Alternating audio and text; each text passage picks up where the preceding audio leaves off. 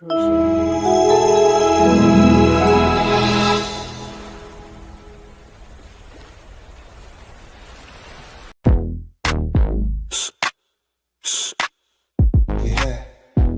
That's a theory creaking open, baby.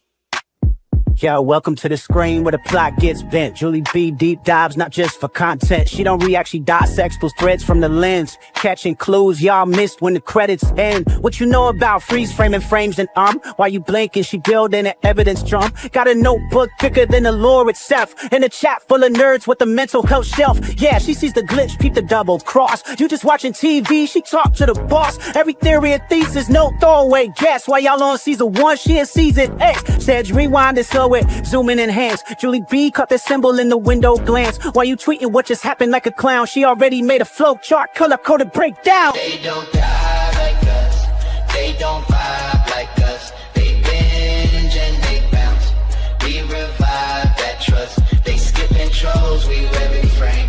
You watch shows, we decode the game. They don't die like us, nah, they don't die like us. She cracked Severance before y'all knew it was deep.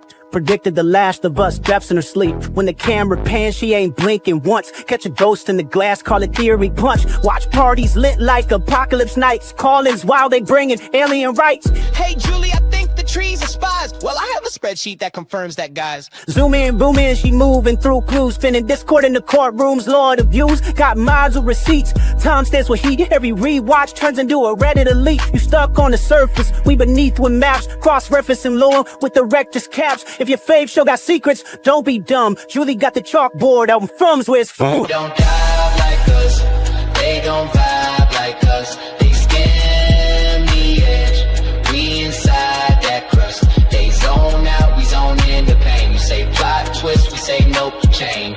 They don't dive like us, nah, they don't dive like us. What's that? That ain't a blooper, that's a plot thread. You thought it was a shadow? She thought it was a coded message from season 3. And she's probably right. Step this way if your mind's unbent. Step that way if your theories pay rent. Say Julie B, deep dive queen. Now zoom, scroll, theorize, pull. Ain't no rabbit hole safe once she got the cloud.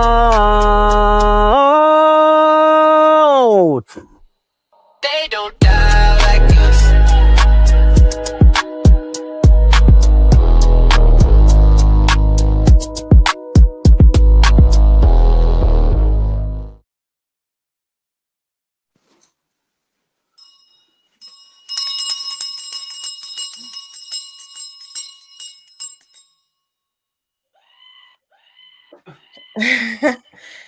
Sorry, I didn't realize I was muted.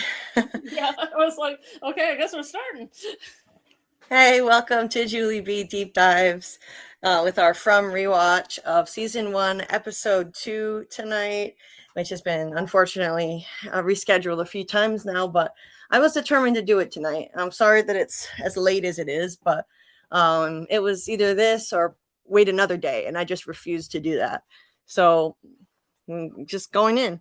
And there's a lot to discuss. It's a very, very important episode in the history of the show. I think when we look back, a lot of the answers will have clues that were planted in the first 2 episodes, and the showrunners said that.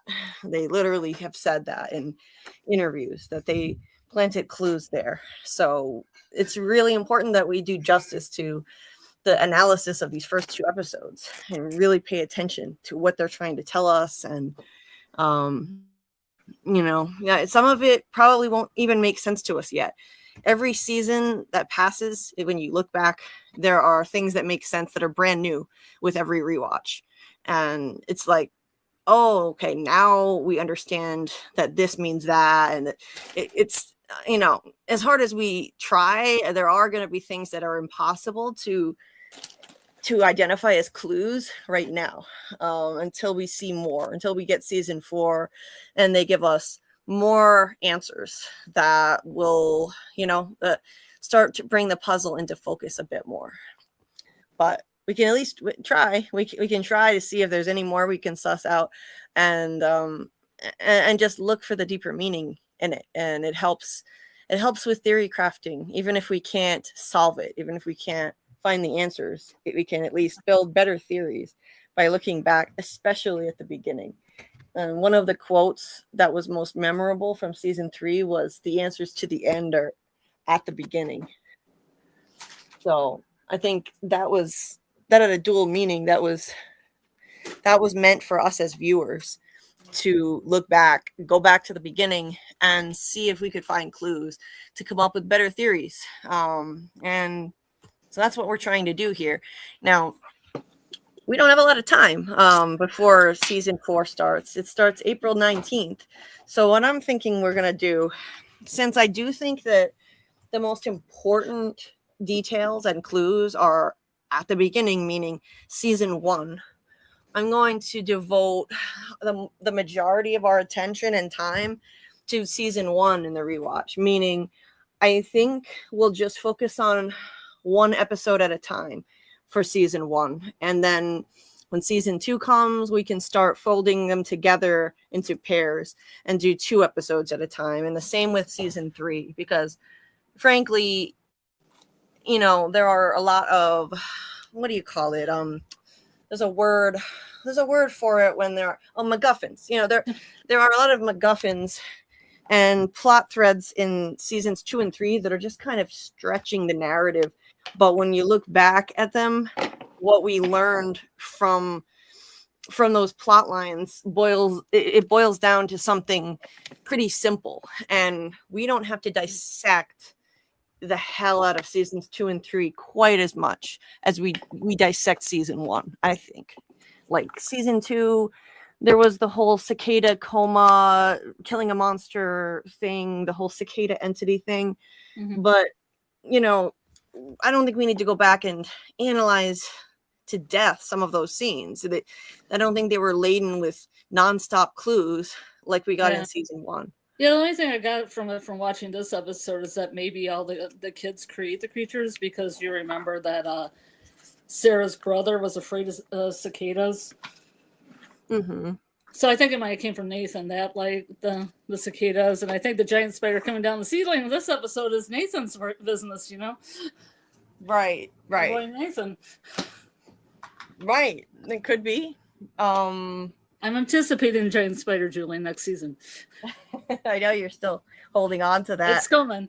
It could still be. I don't think it's going to be literal as an actual literal spider. I think it'll be symbolic. The spider. The spider web is the place that they're all trapped in and preyed upon, and spiders, they feed on their prey, and they drink all their blood. They leave them kind of empty husks, and the creatures, when they feed on people, or when they rip people open rather, mm-hmm. they leave them all vacated. They take all their organs out, and maybe it's a metaphor, but you never know. So I'm not gonna rule I guess it depends on the budget of the show. I'm not gonna rule it out. But and then when we get to season 3, they start providing answers, and the new plot lines that they develop, I don't feel like we have to put under a microscope quite as much. I don't feel the need to dissect the hell out of the kimono lady. I really don't think the kimono lady matters any more than just to say she's there to facilitate the cycle of immortality continuing for the monsters, right? Bringing the new monster in. That's it. She's the midwife. That's it. Yeah. That's all she is. And we don't have to look at it that deeply. So that's why I think we can pull this off. It's going to be tricky. I'm going to try to work in 3 rewatch lives per week to make up for lost time and fit in everything that we can. And we'll start combining episodes a lot more in seasons 2 and 3. But I couldn't do that with some of these really important early episodes of season 1, or I really think this is where the seeds of the mystery were planted. The major clues were planted here. So we're going to do what we can with the time that we have. And let's not forget, we're going to probably get a trailer. I would guess a month before the show comes out. That will be a whole other thing to dissect. At the same time, we'll have to do both. But I think we can do it because I'm not covering any other shows. And even if we have to do more lives, but shorter time, I'll do that just to manage my pain. We'll figure it out. It's kind of messy because of my health situation and my pain being out of control. But even when we postpone things, we always manage to get it done. I mean, with Stranger Things, I got behind with that, but I just crammed in live after live until I covered every bit of the final season of Stranger Things. I made sure I got it done in the end. So we'll do that once again with this. Let's see. I'm gonna go to the chat and see. There's a lot here from last night when I had to move it. There's a bunch of blues lyrics from last night, Julie. Yeah, you guys were writing a lot of lyrics, a lot of from lyrics here. You and Michael and Bill Chill were getting really creative. I just remember the Victor, I don't want peaches. Please untie me from this chair. Yeah. Said Julie, I don't want your peaches. Yeah. When I saw that and I had to cancel, I felt really bad because you guys were all hyped and then I had to cancel, but it had to be done. And I saw a new name here too, and I don't even know who this person is, but I hope they come back. This was I never seen this Jason H, but hopefully he comes back and tries again with us. It's always cool to see new names pop up in the chat. And yeah, so nice lyric crafting, you guys last night. And I saw who else was there? JT Moore was there. And yeah, you guys were going to town. Adorned My Charisse was there. But I'll start with tonight's chats. And and of course, the very kind comments here from Susie after I posted in the chat that I needed to reschedule. The very kind comment here from Susie. Thank you so much to Susie. And this one here from Susie as well. And Michael, so grateful for all of your support. And with Alice as well. Where is it? Oh, right here. And Dieter. And did I miss anybody? Oh, and Bill Chill. So thank you so much, you guys. Oh, and Amy. There's Amy and Scarlet, of course. You were here. And I appreciate all of you guys. So yeah, let's get to tonight's messages. We've got Trace here in the chat. Hey Trace, nice to see you. Jehovah Sins, nice to see you. We've got Football Infinity, or Football Finity. You've shortened it. I thought it was Football Infinity before, but maybe I've got like. I guess it's finite. Maybe it's the Mandela effect. I could have sworn it said Football Infinity before. The Spirit Instinct. Really? I thought it was always I was a victim of the Berenstein Bears one. Yeah. I thought it was EIN, but it's AIN apparently. So they say. Hey Bill Chill, nice to see you. Hey Dieter, I hope you're doing well. I hope everybody is doing well tonight. And thank you with Alice. I'm feeling a little bit better. I'll take any slight, even tiny modicum of improvement. And about 96 clues or so. Michael, what's all this 96 stuff? Like you guys keep saying 96 in the chat. What does that mean? Oh, we made up a new term, Julie. What is that? It's what called is that? 96ing. If you feel like you're 96ing, that means that you're doing good because that's the number that Void rubbed off the thing that said, nights without incident was 96.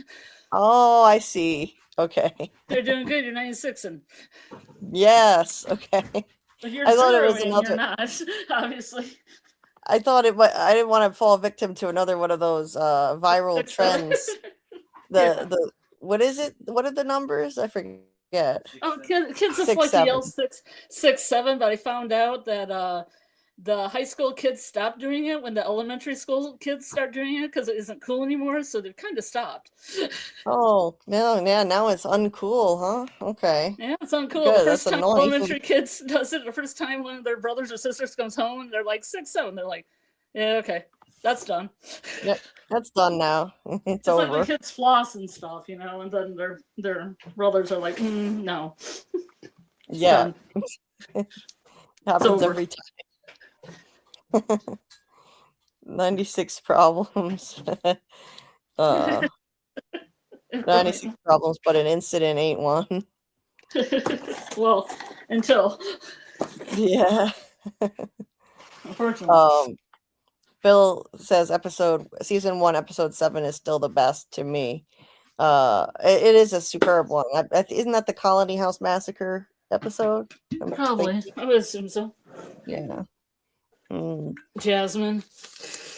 The show should have went deeper into Sarah and Randall. Sarah and Randall. How so? Like, I mean, Sarah and Randall together or Sarah and Randall separately? I would like to know. Yeah, well, shipping her on the show. Yeah, no, I think I get it. Sarah, we don't know enough about Sarah's backstory or Randall's either, so I would like to know more about them too, if that's what you're saying, Bill. Especially Sarah. Hard streets of Grand Rapids, Michigan. Right. Hey, Dave Dorff. Nice to see you. Nathan with Cicada is like Victor with old maid characters in some way. They manifest their fears into reality. Yeah, I think so. I believe that theory. Victor really did not like the 50s. Yeah. Victor maybe manifested those creatures' outfits out of 50s costumes and uniforms or something, maybe black and white TV shows. Yeah, that's what I thought too. Something along those lines. I Love Lucy and things like that. Yeah. Bill said all of the monsters really Victor's fears. He was probably afraid of nurses, mechanics, butchers, librarians, old ladies, etc. Oh, hey, adorned by Charisse. Nice to see you. Just me says it is Bernstein Bears, and I'll die on that hill. I agree. I agree. Yes.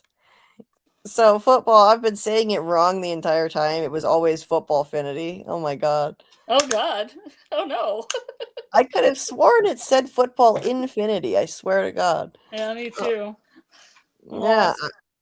That's my brain was filling that in just because that's what it does. Like if your brain if they if someone blacks out the middle of any paragraph full of words or a sentence, then and you read it, as long as there are a couple letters on either side of at the beginning and end of each word, your brain can fill in what's in the middle. Your brain can actually fill it in. So when I was reading that, when I read it, my brain was filling in the IN, I guess, and because I'm because of the word infinity. Anyway, Sorry. Sorry about that. Sorry about that. Bill says prior to the events of the TV series, the town was without incident for 96 days. That's right. Okay. Yeah, and in this episode that we're gonna get into, it's we see him. I think that's the episode where it's the end of episode 1. We're starting episode 2 now after he crosses that off. No more 96 nights without incident. Oh, hey Jen Hack, nice to see you. Never give flowers to monsters. Yeah, not a good idea. Bill, excellent background. Excellent background. Sorry. Huh? I'm surprised nobody caught on to Jasmine, Yeah, I know. People in County House, what are they doing? I mean, other than orgies and pancakes and playing volleyball or whatever. Right. Yeah. You think somebody would have noticed? You think somebody would have seen? It's probably a bad idea. I mean, it looked like they've been having a little bit of a relationship for a while. Yeah.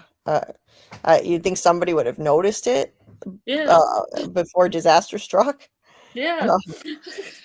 Anyway, Bill, yeah, that's a great point. I think Sarah and Randall's backstories could bring so much more if the show gave that enough screen time.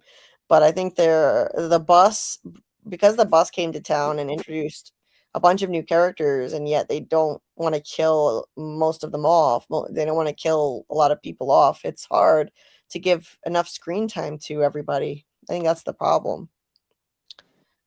Jen says, I like the mystery behind Sarah and Randall's backgrounds. I mean, some mystery can be good. We can theorize about what happened to Sarah. Eventually, I wish they would just reveal it, but I have a feeling it's not going to happen at this point, because if it hasn't happened by now, it probably won't.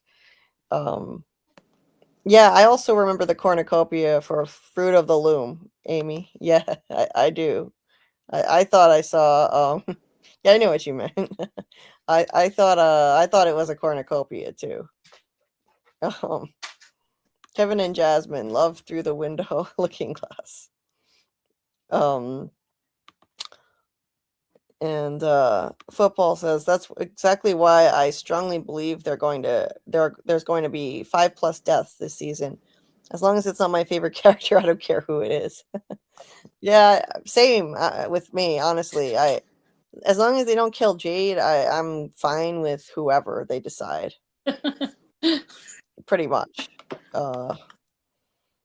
Hey, JT Moore. He says, I am so annoyed that From totally shitted on what made people fall in love with it, like the box and the choosing between Colony House and Town. Season 1 rules.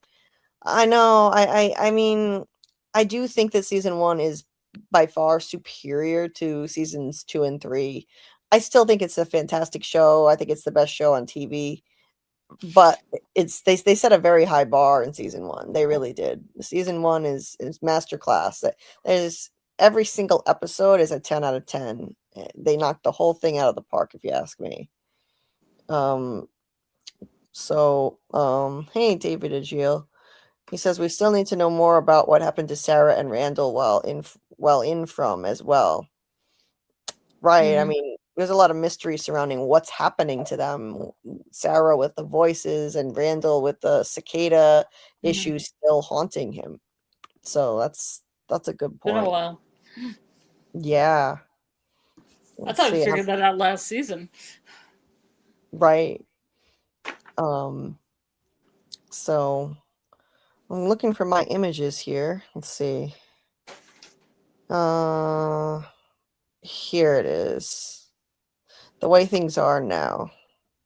So I'll pull these up so we can take a look at this incredible episode 2 titled The Way Things Are Now, which is part of a quote from Donna talking to Tabitha. Hey, Shadow Skull. I hope you're doing well tonight.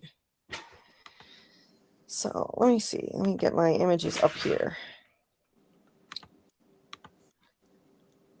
And I'm going to try to make this shorter than last time, because that was way too much for me. Yeah, it was a little excessive. Yeah, 5.5 hours. I was in rough shape at the end of that, so I need to do better. Enough that I did it out live and I came back and you're still on. I was like, yeah. Whoa. Yeah, that was a bad sign right there. So I'm gonna try to do better and just get to the point quicker here, which I think we're already doing, because I've got my images up. I think it took 1 hour and 20 minutes last time before I brought up the images. All right. So we're doing better. So we opened in a way that the show was bookended in a way that they never did before or since, with Kenny chopping down a tree covered in blood. Poor Kenny. The first of many bad things for Kenny to happen. Poor Kenny. Yeah. Kenny can't get a break.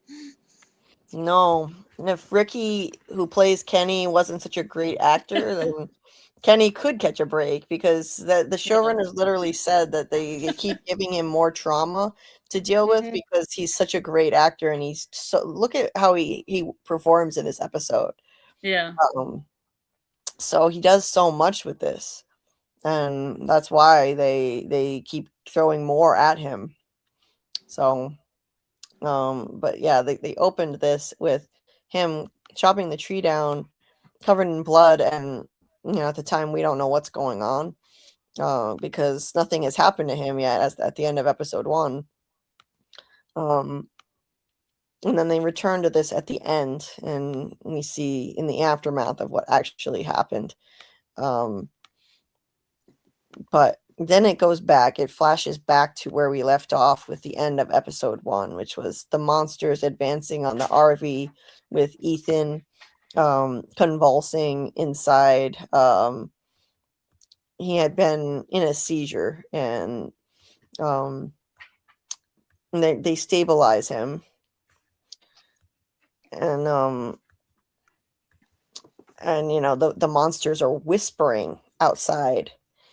That's something they don't really do anymore. It's kind of like it's very similar to Lost, the whispers in the jungle of Lost, very creepy whispers that kind of surround a person. And so they do this. I don't know why they don't do it anymore. And we learn later that they used to scream all night, but when they found the talismans, and we didn't learn that in this episode, but once they found the talismans, they stopped screaming and they started whispering and they changed their tactics. They tried to trick people into coming outside at night. It's very creepy. I like this better than screaming. And for some reason, it's changed again. In season 3, they're screaming again instead of whispering, and they're screaming on camera. For the first time, we actually saw them screaming on camera. And which, I mean, it was okay for me, but I think the whispering and not seeing them while they're whispering, I found that spookier than, just... Yeah, like What this. was the screaming grandma? Wasn't the screaming grandma, that still had her purse? Wasn't that the one that became the monster that screamed? I believe it was Granny Monster. Still holding her purse. Still holding her purse, but with her face transformed into the monster form, and the wig was gone. And I kind of wish they hadn't done that. I wish they would preserve some of the mystique surrounding the monsters. The more you show monsters in their full form and what they are, the less scary they become. That when they lose their mystique and you have them on camera too much, and you show them screaming bloody murder on camera versus just seeing them approaching outside and hearing their whispers. That's why I recommended both Resolution and The Endless to you, because they're low budget, and when you're low budget, you have to, like, all the Lovecraftian stuff has to be vibe and mood. Right. But they do a good vibe and mood. Yeah, they really do. So I wish they would go back to that. And it's kind of like Stranger Things. As time went on with Stranger Things, the monsters in Stranger Things lost more and more of their mystique. They got more camera time and they became less scary. And the longer From could suffer from the same kind of problem if they don't start killing. I hate to say it, but start killing off a few more people. What could happen is, the monsters get less and less scary as more people survive close encounters with them. That's what happened with Stranger Things. Oh, because you had Derek getting just saying your mom at them. Yeah. Yeah. Yeah. From is already ahead of Stranger Things in that department, though. They have killed more people. They just killed Jim. He's one of the main characters. We're not 100% certain. I'm pretty sure he's dead. And maybe he's alive, Julie. Yeah. Right. Tis a flesh wound. Tis but a scratch. They've killed Tilly. They killed Dale. So they are showing that there are stakes. So it's not a Stranger Things situation, but they need to continue with that in season 4 and maybe I think up the ante to keep the monsters as scary as they used to be, and yeah, make the monsters scary again, and maybe less of the crazy stuff on camera and go back to some creepy mystery behind them. So anyway, so let's see. This is let's see. I'm looking at my notes here. Oh, so Jim. So yeah, here. One of the monsters asks if anybody needs help in there. Yeah, it's like, you okay in there? Yeah, They're gonna get if you're fine. yeah. And I love that. That was so creepy the way they used to do things like that. Trying to trick people into trick newcomers into thinking that they're real humans out there trying to help. See, that's why I always thought the teen on the patio was just doing that. Right. Julie, don't you recognize me, teen? We'll get you. Right. I think the teen boy monster is just trying to get into Julie's head too. Jim gets up like he wants to let them in, and Boyd has to put Jim into a chokehold to stop him. Yeah. He tells him they are not people and they're not here to help. This isn't the first time. Jim's poor neck, my God. This would not be the last time Jim's neck gets attacked in this place.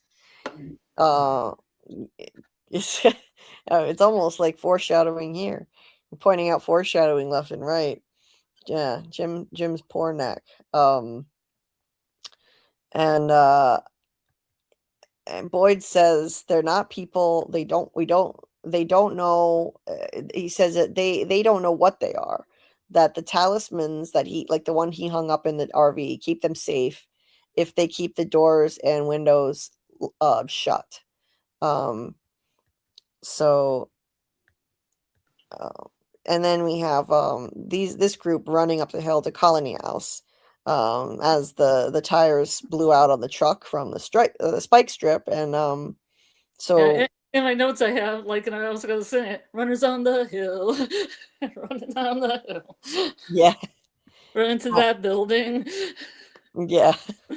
So Jade is so high that he falls down, and so Kenny gets Tabitha and Julie up to Colony House, and Khatri and is there somebody else there? Khatri and who's that other person? Really see.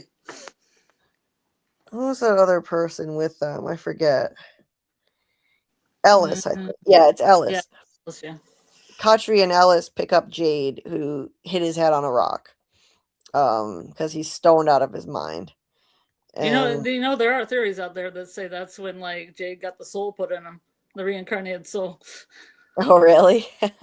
Yeah, when Tabby's kind of almost dead in the RV, a different kind of reincarnation instead of from birth on. It would be just the soul enters then. Right. Could be. Yeah, it's an interesting theory. I have heard people express ideas about stuff like that. Jay said in episode 8, when Boyd arrived and the monsters were screaming at dusk was type scary to me. Yeah, that was an excellent episode. It was a sad one, Boyd's arrival story. Bill, Breaking Bad, Kenny edition. Kenny needs to become a villain. Yeah. Well, he was kind of a villain. He smashed that thing with Sarah's, and it made me feel bad for Sarah, even though she killed someone, but she didn't mean it. Yeah. I think Kenny is always going to be a good guy. I don't think he's ever going to break to the point where he's just too pure of heart. He's way too pure of heart. He's never going to break and become a villain. I'd bet money on that. Only Jim's throat is dead. Yeah. Just his head's alive. Carl, I have your cornucopia right here. Yeah, I remember it too, Amy. Bill, speak no evil, see no evil. Toby's tongue, Jim's throat, Elgin's eye, etc. So someone's gonna lose their ear next season is what needs to happen then, I guess, to fit that to complete that pattern. And maybe Sarah's gonna take somebody's ear next. They touch, they break, they steal. No one here is free. Body parts. Yeah.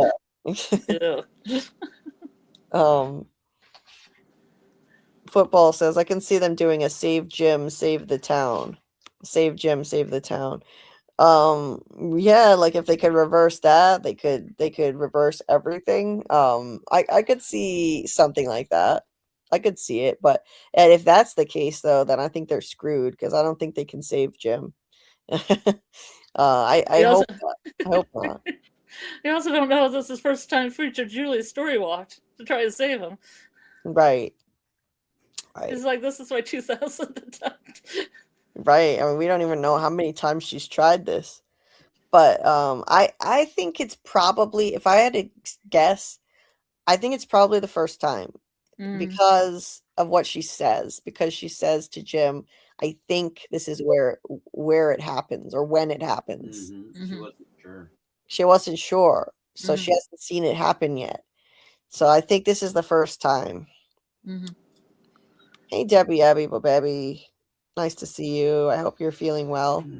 The first time ever I slit your throat.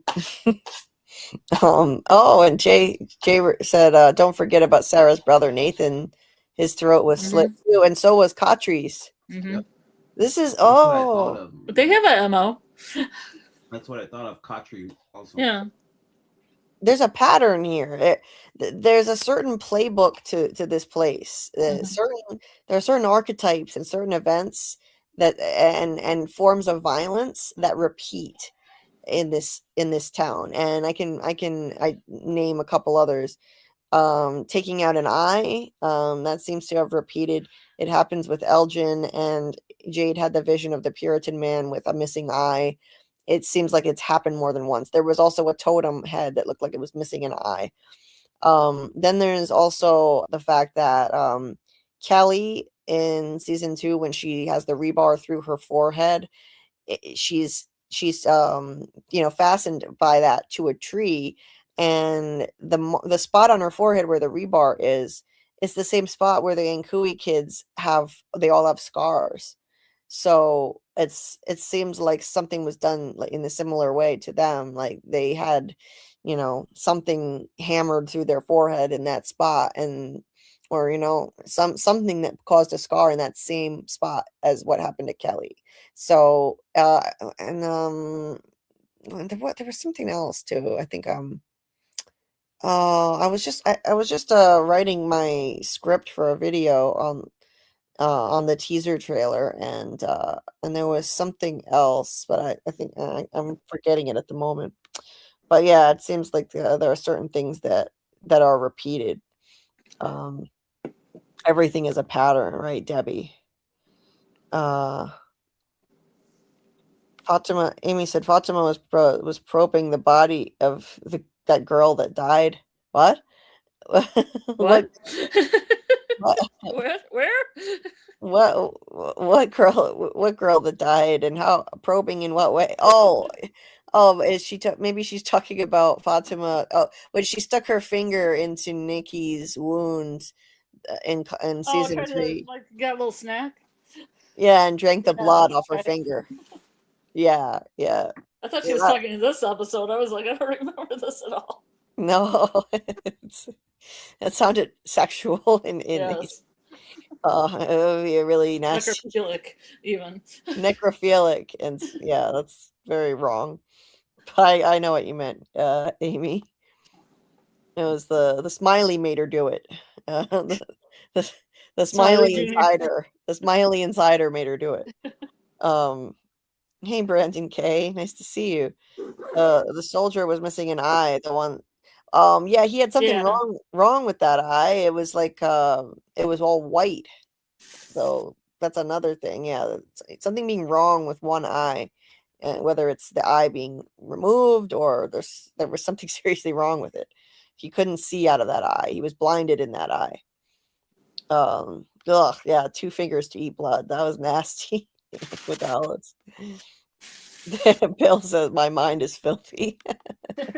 Yeah, I guess mine is too, because my mind went there immediately too when I read that.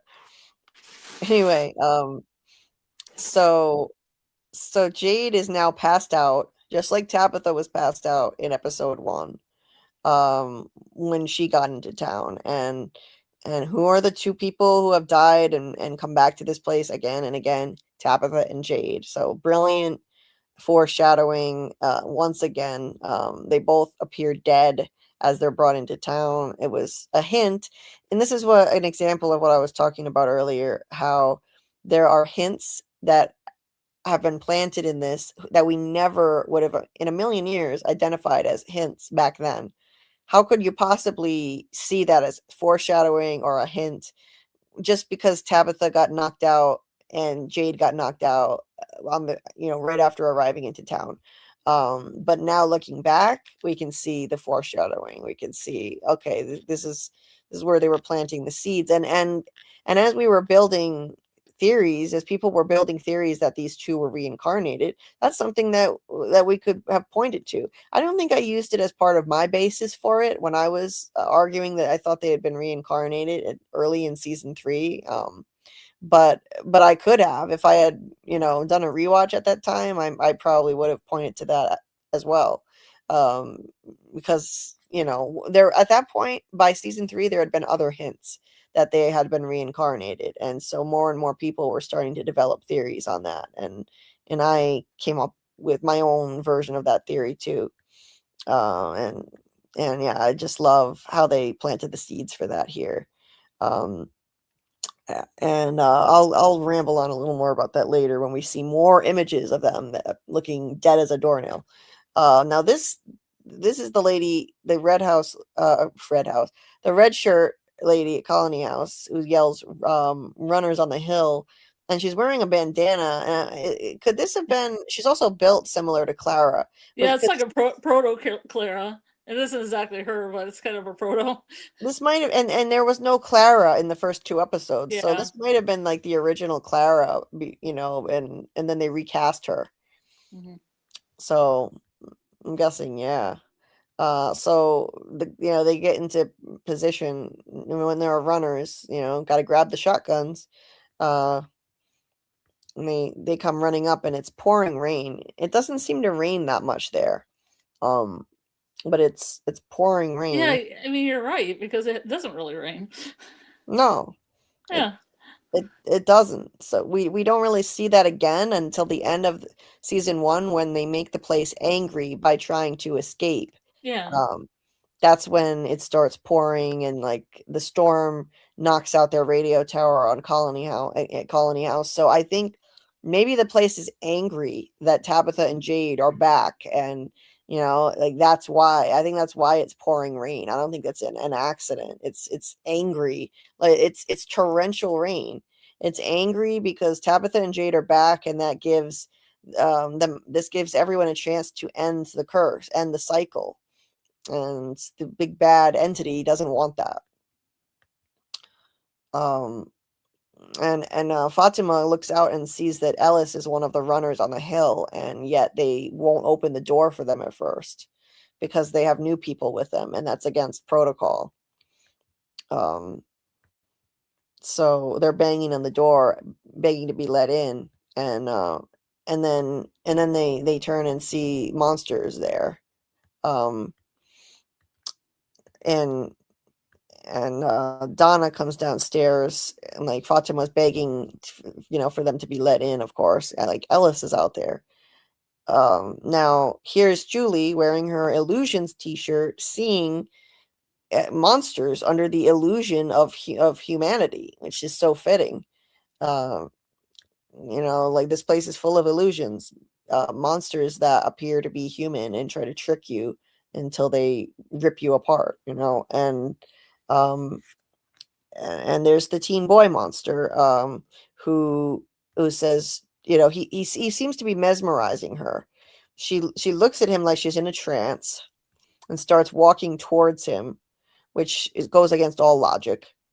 Um, and he says, "Julie, don't you recognize me?" And I know a lot of people are theorizing that Julie must have story walked and met him before, Or it's and Ethan. or I know there's another Teen theory, Ethan. yeah, that it could be teen Ethan, but as for the story walking one, just in general, I don't think it that needs to be the answer. It could be, but it doesn't have to be. Yeah. The other explanation for it could just be that simply, the monster, he knows her name because, as Jasmine Monster later told Kevin Pornstash, we know all your names. Mm-hmm. They know all their names. They have so that means they have some kind of mind, like the entity controlling the monsters, which are just husks of creatures at this point. So the entity controlling the monsters somehow has some sort of mind reading ability, or yeah, database. just knows all their names and knows how to get into their heads and manipulate them. Got all their social security numbers. Right. Yeah. They know how to get in their head, and they know, think about it. They know which monsters to use on specific people to manipulate them. They picked Granny Monster to go for little Megan in episode 1, because she could be an old lady pretending to be her grandma.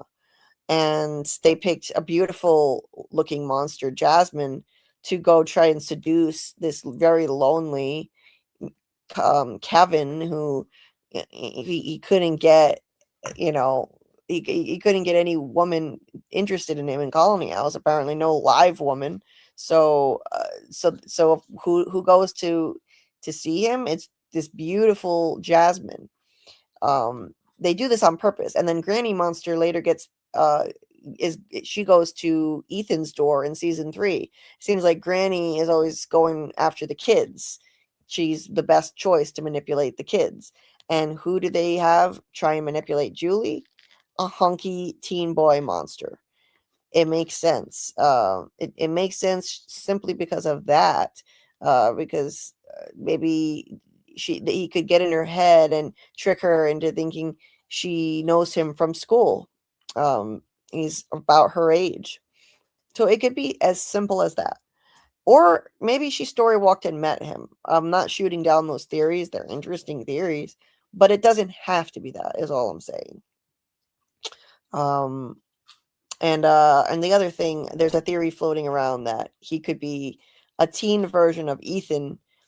Like Ethan and Julie, Ethan goes story walking with Julie. She takes him with her, and he gets trapped back in time somewhere, and ages a bit, and becomes a monster. Yeah, like back in the original cycle, he ages up to the point of this young man, and, which would be probably a year from now. Yeah, and he becomes a monster. I don't think so. I don't think it's gonna work out that way. But it's a cool theory nonetheless. And I like the bride monster appearing there. Also, incidentally, the bride monster was just making an appearance down by the RV in the woods, and now all of a sudden she's here on the porch at Colony House. How did she get there so fast? Magic. This has been the subject of some theory crafting amongst some of us diehards. 2 brides. Yeah, 2 brides. 2 bracelets, 2 brides. It's like, can they teleport? Did they take a shortcut through the tunnel somewhere that we don't know about? How did she get up there so fast? Maybe it's just a coincidence, and they didn't mean to do it on purpose. They just used her in 2 scenes and didn't realize, oh wait, she's already been in a scene in a different spot. Anyway, is that the milkman back there too? Yeah, probably. I think the milkman is on the patio. Because the milkman was also in the woods. So what's going on here? Do they teleport themselves? Like, that's weird. With this show's attention to detail, I wouldn't think they'd make a mistake, especially in the first couple episodes. Well, they said they run. Maybe they ran. This is the last time they run. Maybe they they did run ran. after a while. So Maybe they ran. they Yeah, can book it if they want to. yeah. It's odd, Maybe they run when you're not looking at them. You know, right? how you have to like stare at a leprechaun so it doesn't disappear. Oh, do you? I never heard of that. I think so, something like that. You gotta keep your eye on it, otherwise, poof, it's gone. Okay. Yeah. Well, at any rate, Kenny grabs Julie and shoots at the monsters, knowing that the bullets don't do anything to them. I'm not sure why, but I think that's for us, Julie. yeah, So you can be like, a bullet doesn't even stop them. yeah, it's for our benefit so that we Yeah. can see that the bullets don't stop them, and so it's funny because I think Boyd does the same thing in season 3. He pulls a gun, like he pulls a gun out and points it at the nurse monster, even though he knows that bullets don't do anything.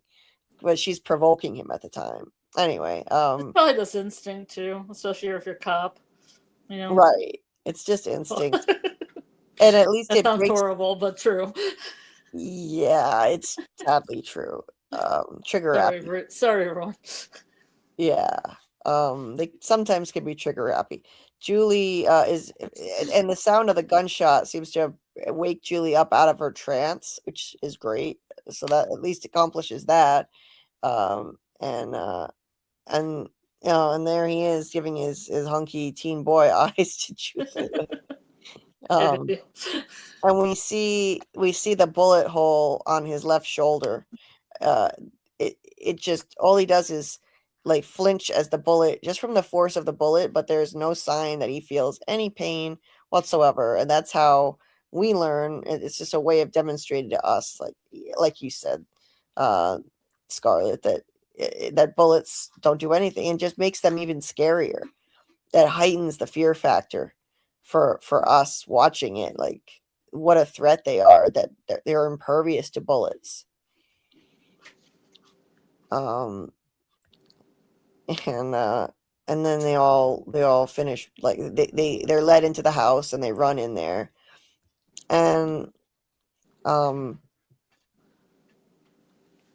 so they go out of their way once again to show Jade unconscious, and they up close.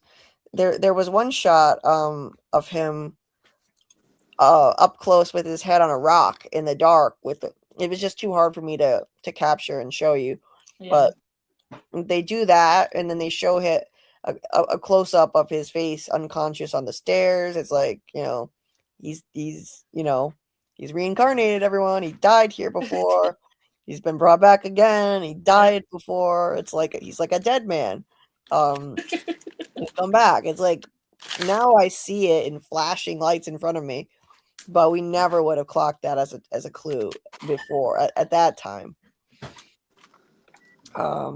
And Tabitha, she was covered in dirt when she was passed out in the RV, so she looked pretty dead too, laying there passed out with dirt on her. And then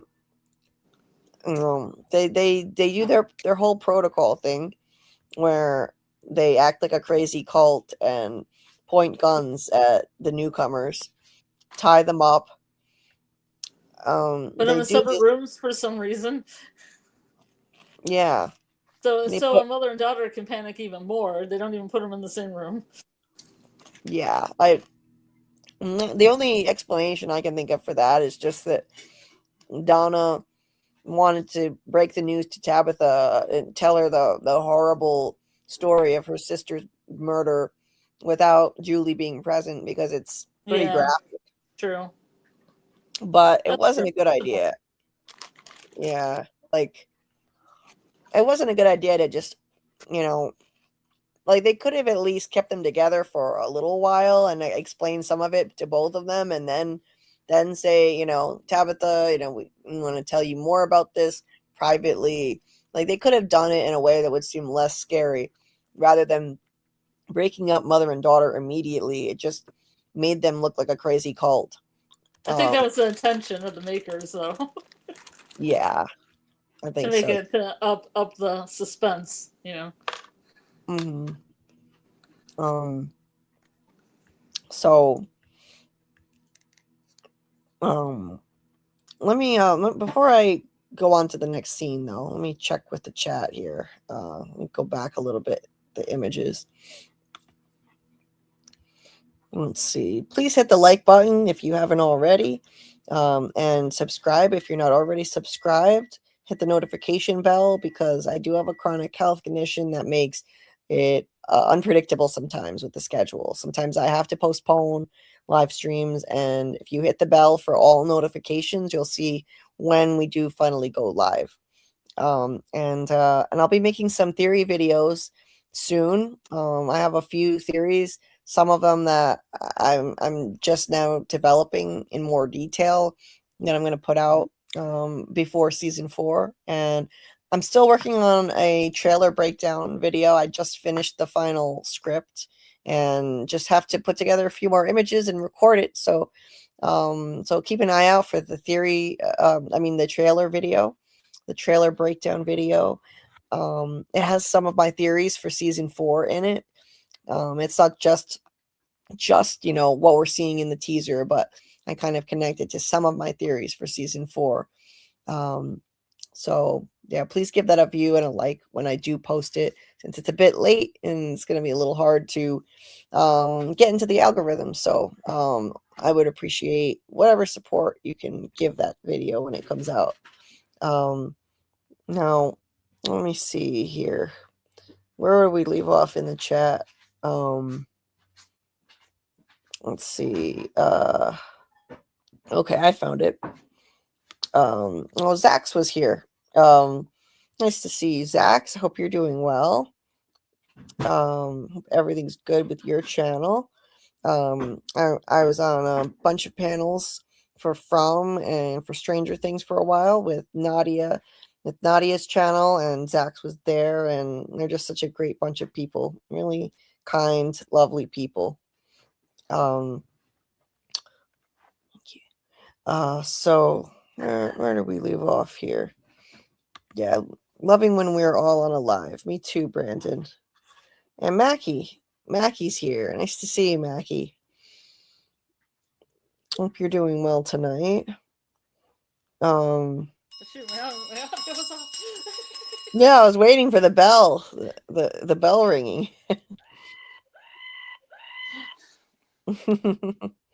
Sorry, I accidentally muted my mic.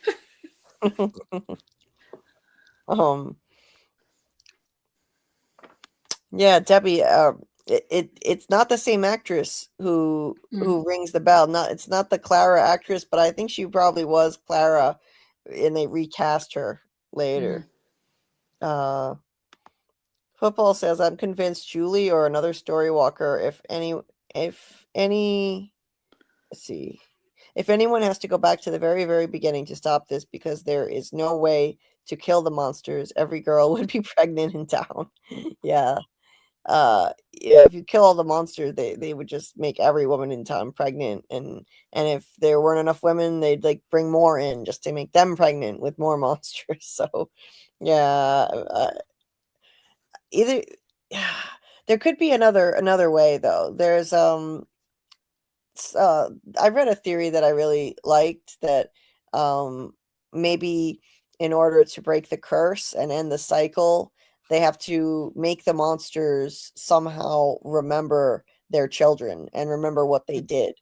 Because the kids keep repeating Enkui, which means remember. Maybe it wasn't meant just for Tabitha. Maybe that's the key. The monsters need to remember that they were human, they sacrificed their kids, and that these are their kids, the specters of their kids. I like that, because I don't like the idea of Julie going back and just preventing the original sacrifice. It's possible, it could happen, But they'd have to make it really messy and change the time travel model that they've already used. If she can go back and change anything that's already happened, it would be messy. But maybe they can make it work. Bill, glamour, don't you recognize me? Yeah, he's glamoring. Yeah. He's using that glamour effect. Mackie thinks that's her brother. Okay. Is it Thomas or Ethan? I think it could he be Thomas. Yeah, I think he probably means Thomas. I've heard that theory too. Yeah. And somehow that's a pretty old theory. Yeah, that's interesting. But how old is Thomas when he dies, though? Thomas was just a baby. Yeah. So how could she remember a baby grown up, you know? Yeah. Yeah, I don't know how that would work, especially knowing where the monsters came from now. That they were the parents of the kids who, sorry. Oh my god, my phone. Remembering that knowing now that the monsters were the parents of those kids and they sacrificed them. I don't know how that would be Thomas, but yeah, you'd have to write a pretty good story to get there. Right. I mean, they just don't really line up, but then you got story walking. Everybody can make their own little fanfic here. Right. David thinks that they met before, which means they met before this point in time, story walking, or it's her baby brother grown up. Okay. Michael says the boy monster is addressed by Fatima in the scene in Alice's attic art studio. They try to get in your head. He used your name, didn't he? Yes, she does say that. That's right. It's expected behavior. They use your name. They try to get in your head. They know everybody's names. Jasmine knew Kevin's name. Did Jasmine meet Kevin story walking? No, I mean, did Kevin story walk? No. So it doesn't need to be answered that way. That doesn't mean that's not going to be the reality, though. I mean, now that we know she story walked, it's possible, but I don't think that it's going to need to be that at all. I don't think that she ever met him before. Maybe just my opinion. Maybe Donna told her that was his name. Since she's a mole. Oh, maybe Donna the mole. Day walking Donna. Debbie says the boy monster is the same as grandpa monster or grandma monster. Sorry, they don't really know them. They pretend and get in their heads. Yeah, I agree. David says most likely it has to be story walking from what we know now. Michael says they've also said they put up blankets because it's harder for them to fool you if you can't see them. Yes, my Boyd tells Jim that. Hey Samuel, nice to see you. He says some ability to watch / spy on them like story walking. Right. Michael says, and they know all your names and use them against you, much like in Fey lore, where names have power, and if you know someone's true name, you have some amount of power over them. Rumpelstiltskin. Yeah. I do think that there's some Fey lore going on in this show. So, yeah. Like Rumpelstiltskin, huh? Yeah. Brandon says Julie could have story walked and promised this young man monster something, but Julie left him that that timeline of the story, which is why he said, "Do you remember me?" Okay. Bill says Kevin showed his true love for Jasmine. One slip up and he's evil. Yeah, he made a mistake. He's not a bad guy. He's just horny. Yeah. Poor guy. Not a crime to be horny. Yes, it is. When it kills people, it is. Yeah, when it kills people. You forgot, one of the main lessons. You don't put your you know what in crazy. No. A lot of guys make that mistake though. Do they? Yeah, guys seem to love crazy chicks. I think they're going to be a lot of fun. Let's put it that way. I think Kevin thought he could fix her, Yeah, he did. Yeah, I'm just I can kidding. fix her. That's fine. I can fix her. That's the age-old slip-up. She doesn't want to be this way. Michael says, anyway, Fatima addresses the interaction directly indicating that this is expected behavior, enough so that Fatima specifically asks about it. Right. Absolutely. Let's see. Debbie says Kevin's mother is to blame for raising an idiot. Yeah. Yeah. Like that's just idiotic Or indeed. naming him Kevin. Sorry, Kevin's out there in the world. Um. Oh no, I was thinking of another name. Oh. In Family Guy, where they said it was the Keith. Keith yeah, was. Keith, yeah, Keith. exactly. Yeah. Scarlet knows. Oh. Okay. Keith. Yeah. At least he wasn't named Keith, I guess. No. Football says definitely not even when she story walked last time she goes into a trance. Ethan would have to too. Definitely not. Okay. Yeah, I mean she went into like a crazy episode. She was like somewhere else when she did that. Mentally, she was just like I mean I don't yeah, it's hard to even describe what happened to her. But yeah, she was in a kind of a trance, I guess you could say, when she story walked. Michael, low grade push hypnosis glamour ability seems like. Yeah, I think so.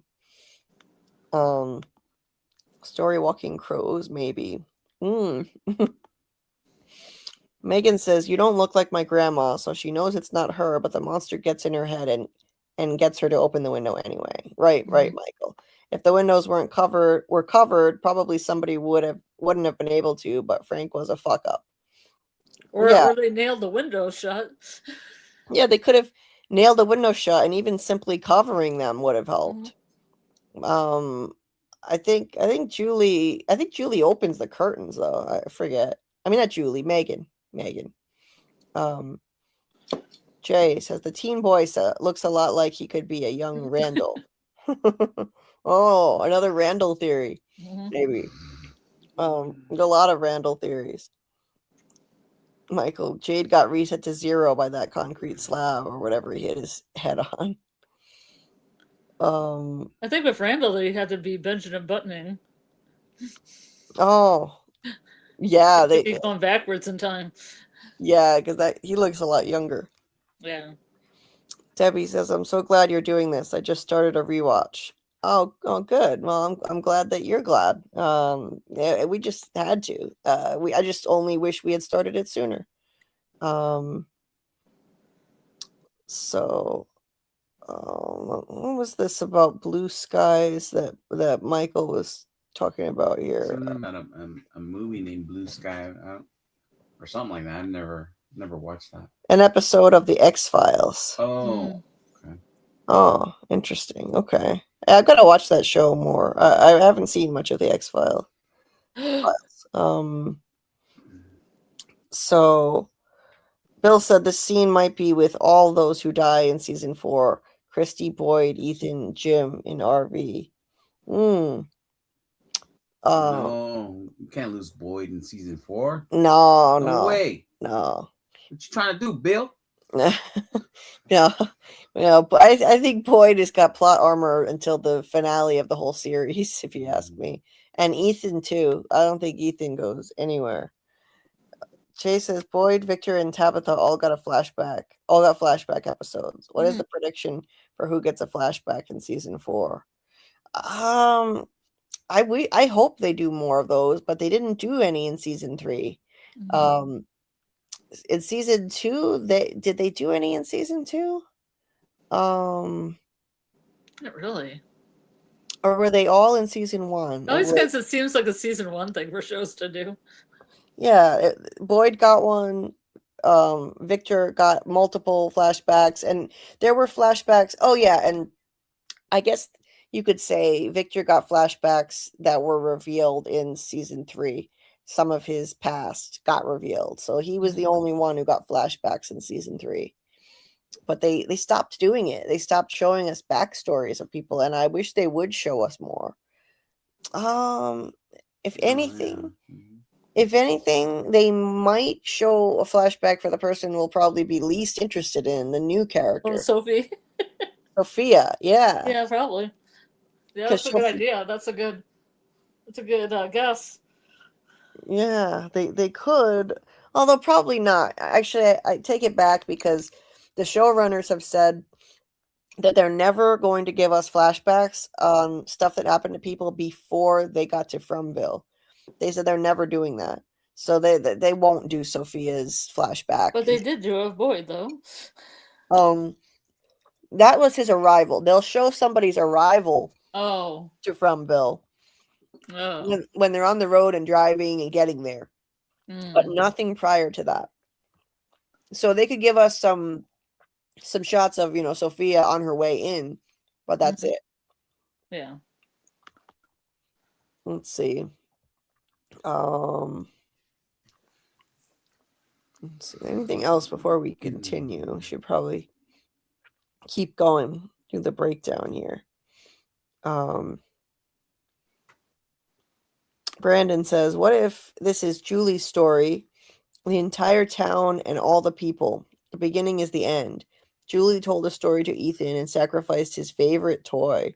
Julie witnessed losing someone close to her. Oh, that's interesting. What do you think this really revolves around Julie and Ethan? In the theories that I am writing and speculating about. Yeah, that's an interesting idea. I think the story that story is definitely going to be important one way or another. I've discussed that too. I've used that as my basis for how I think it's going to work out with Julie trying to save Jim. I think the story is meant to foreshadow how that's supposed to work out. And in my opinion, that Jim can't be saved. Once you're dead, you're gone, and he's already dead. She won't be able to bring him back. I think that's what we're meant to take out of that story, in my personal opinion. Agreed. But not so much tongue, Kevin. Michael had said, remember when you go in for a kiss, give her some tongue. No, not like that. Yeah. Jasmine took all the tongue, all of it. Brandon says, remember, he says, the man in yellow, he says, this is my favorite part. Let's stick to episode theories. Let's stick to this episode. Theories are racing from this refresher. Yeah. Yeah, I mean, obviously there are lots of theories going on about what's going to happen in season 4. But yeah, we're focusing on episode 2 of season 1 and whatever insights are most important to glean from that. Remember Julie said, once they're gone, they're gone. Exactly. She said, when you're dead, you're gone. And Ethan was pleading, bring him back. So I don't think that she can do it. I think that's foreshadowing what's going to happen. And I made a video about that in January of last year, which I'll link in the description of this video.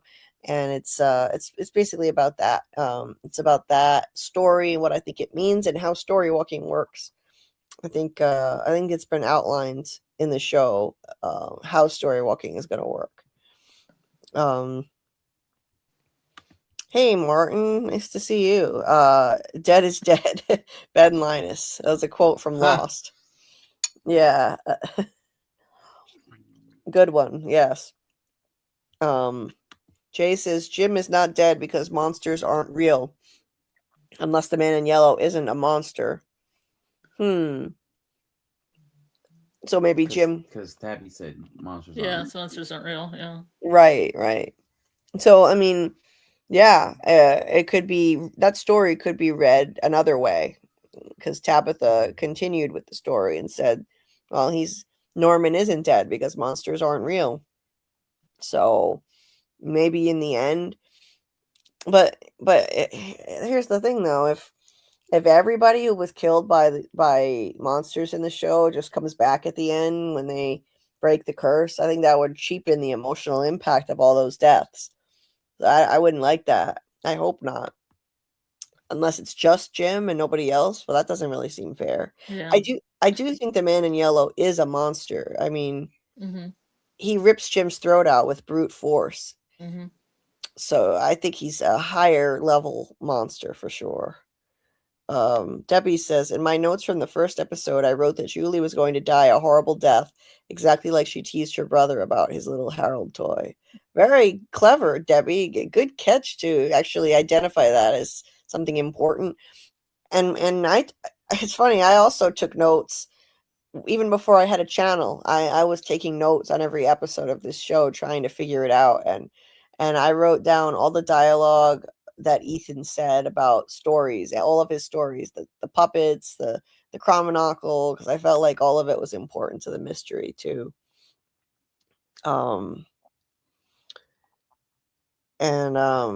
Michael says, and yep, and Ethan says storywalkers can only observe previous chapters, yes, but can't change them. And I think Ethan is right about everything. The writers are using him as a mouthpiece for how the show works, how this place works. And so I like everything that he says. I believe he's right. Michael says any story walking is already baked in to the current moment's past. Julie had to throw the rope in order to get to the point where she throws the rope. Yes, she's just fulfilling the role she has already played. Exactly. That's what I discussed in the video too. That I put out last year. It's a bootstrap paradox. There's no beginning and no end, and that she was completing an action that had already happened. She had to throw him the rope, just to fulfill the destiny of what already occurred after that. Boyd then got out of the well and went on to save her from the cicada coma in the dungeon. So how would that have happened? How would he have been able to save her if she doesn't go back into time and save him? She's completing the loop. So anyway, so getting back into the episode, so going back into the RV, so after Boyd has explained to Jim that those things are not people and the talismans keep them safe from them, Jim says that's impossible. He said, this is impossible. Boyd says, yeah, it is. That's all he can really say. Jim is this pragmatist, and he's very grounded to the real world. He's an engineer, and it takes him a long time to finally accept. It takes him until really right before his death to accept that anything supernatural is the answer to getting out of there. He's forever thinking that there's some kind of practical way that they can do this. That they can use radios and whatnot. But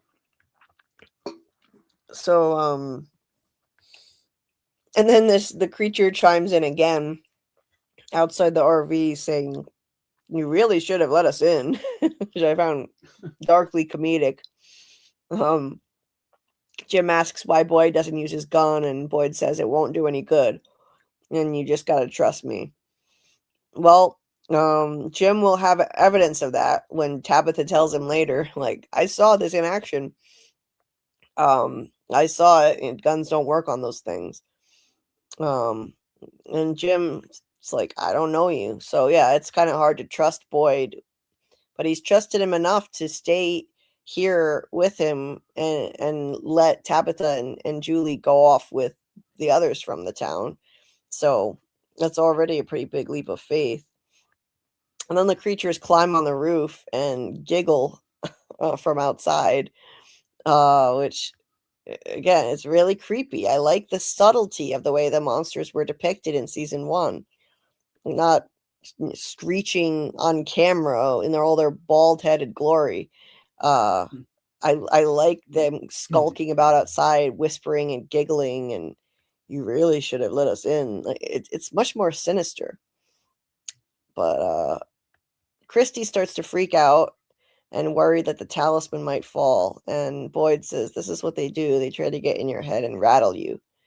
And then, Jim says that he's a roller coaster engineer, and Christy kind of laughs at him and says, you're still speaking in the present tense, which I thought was just kind of mean, because he doesn't know any better that they're trapped there. He literally just got here, Christy. Literally just got here. He just got there. He doesn't realize that he's not a roller coaster engineer anymore. He's trapped there. No roller coasters in Fromville. And here's Jade passed out in bed. They tie him down per protocol for when he wakes up, and once again looking very dead, foreshadowing the future revelation that he's died there over and over and been reincarnated. And Trudy lusts after him, of course. We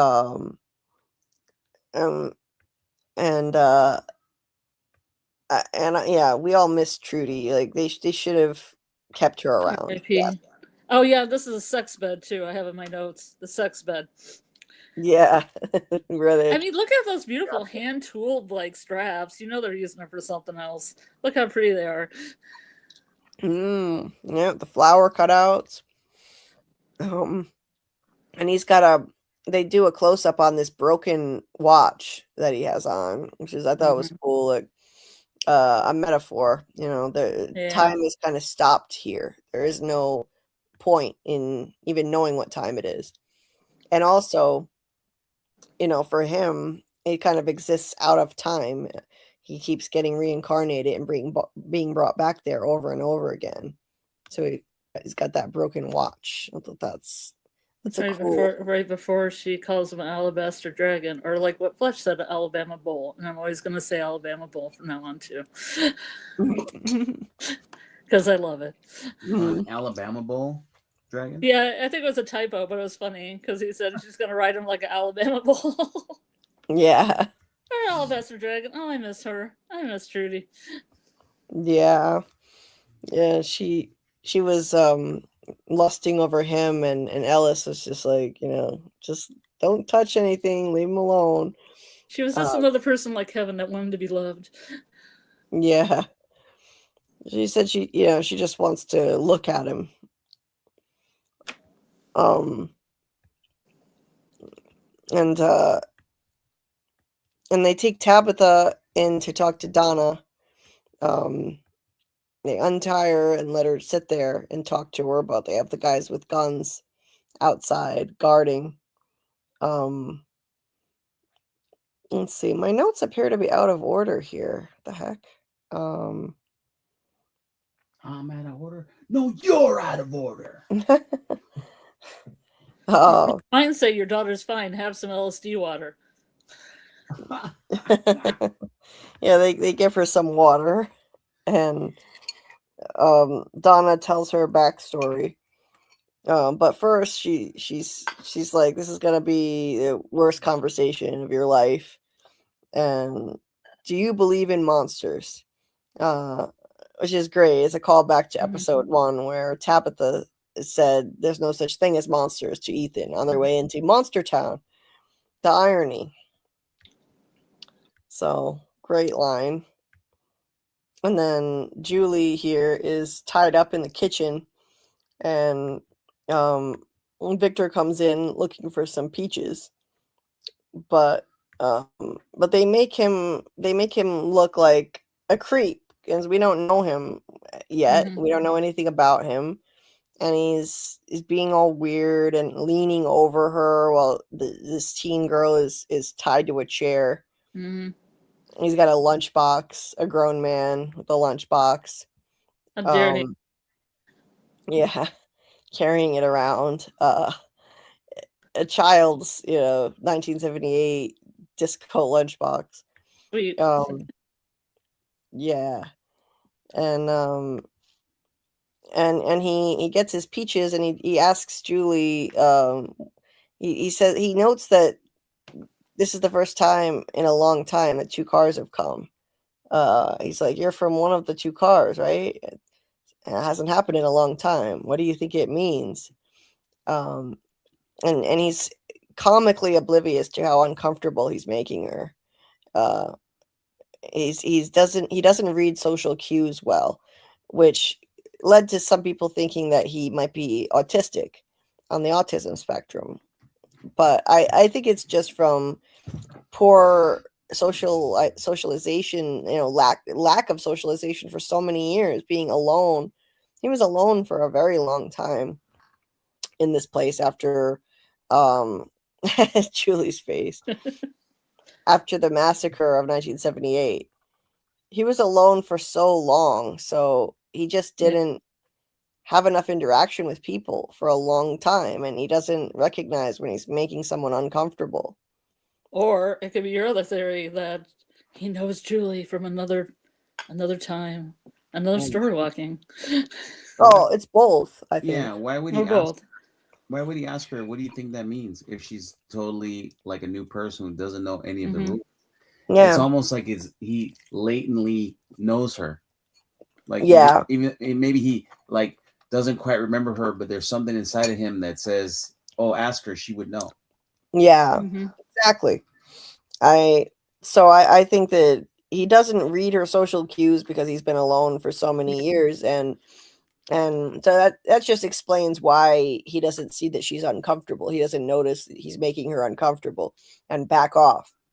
And the fact that he talks to her so comfortably, I really do think that it's a clue that he met her as a child when she story walked. I think they'll reveal that she story walked and met him as a child in 78, and he doesn't remember, but he does have an instinctual trust of her, because he doesn't just walk up and talk to people. He's not a chatty guy, and she's new. He doesn't know her. Why would he just come up and talk to her like a friend? He's a loner. And yeah, so I think it's a clue that she met him as a story walker. And also at the same time, I think it'll be revealed that she's the missing link to the Eloise story, and she somehow saved her back then. But yeah, her interaction with him seems to be a clue. The amount of comfort that he feels with her. But of course, she doesn't feel the same with him because she hasn't done that yet. In her timeline, she hasn't done that. If she did meet him in 78, well, for her, this is her present, and she hasn't met him yet. So she's terrified. She doesn't know what's going on. Yeah, so she's looking at him like that. And here comes the real creeper. Fatima comes in to tell Victor to leave. I have in my notes, why is Victor the creeper when it seems Fatima and Alice are grooming Julie later on with the bedroom living and bisexual kissing? Oh my god, yeah, that's right. Yeah, it's weird. I do think it's weird having Julie sleep in Fatima's room, Ellis's room, with Fatima there. Mm-hmm. Who knows what she's seen? Mm-hmm. Or can't unsee. Or participated in. Yeah. Or Polaroided. Yeah, speaking of hear no evil, see no evil, huh? Yeah. Behind the curtain. Yeah.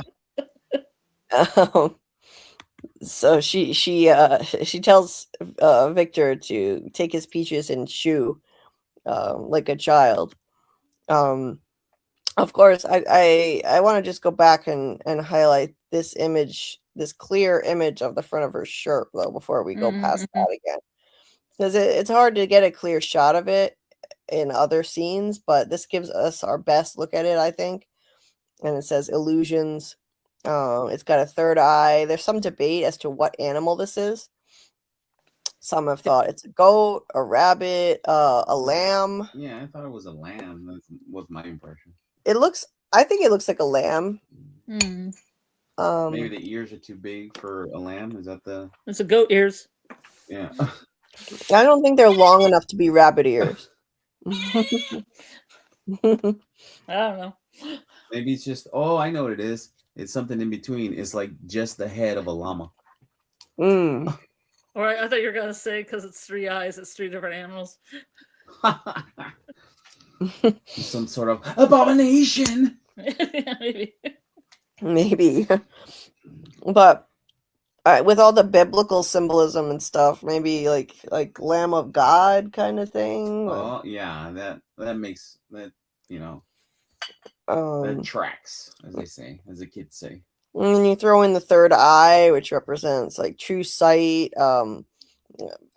perception beyond what we can see with our normal vision, you know, with beyond ordinary sight. And so it's a major theme of the show, trying to see through the illusions all around them. The illusion of the monsters looking like they're ordinary people until they come up and, you know, they're smiling, they look friendly, they offer help, and then they rip your face off or they rip you to shreds.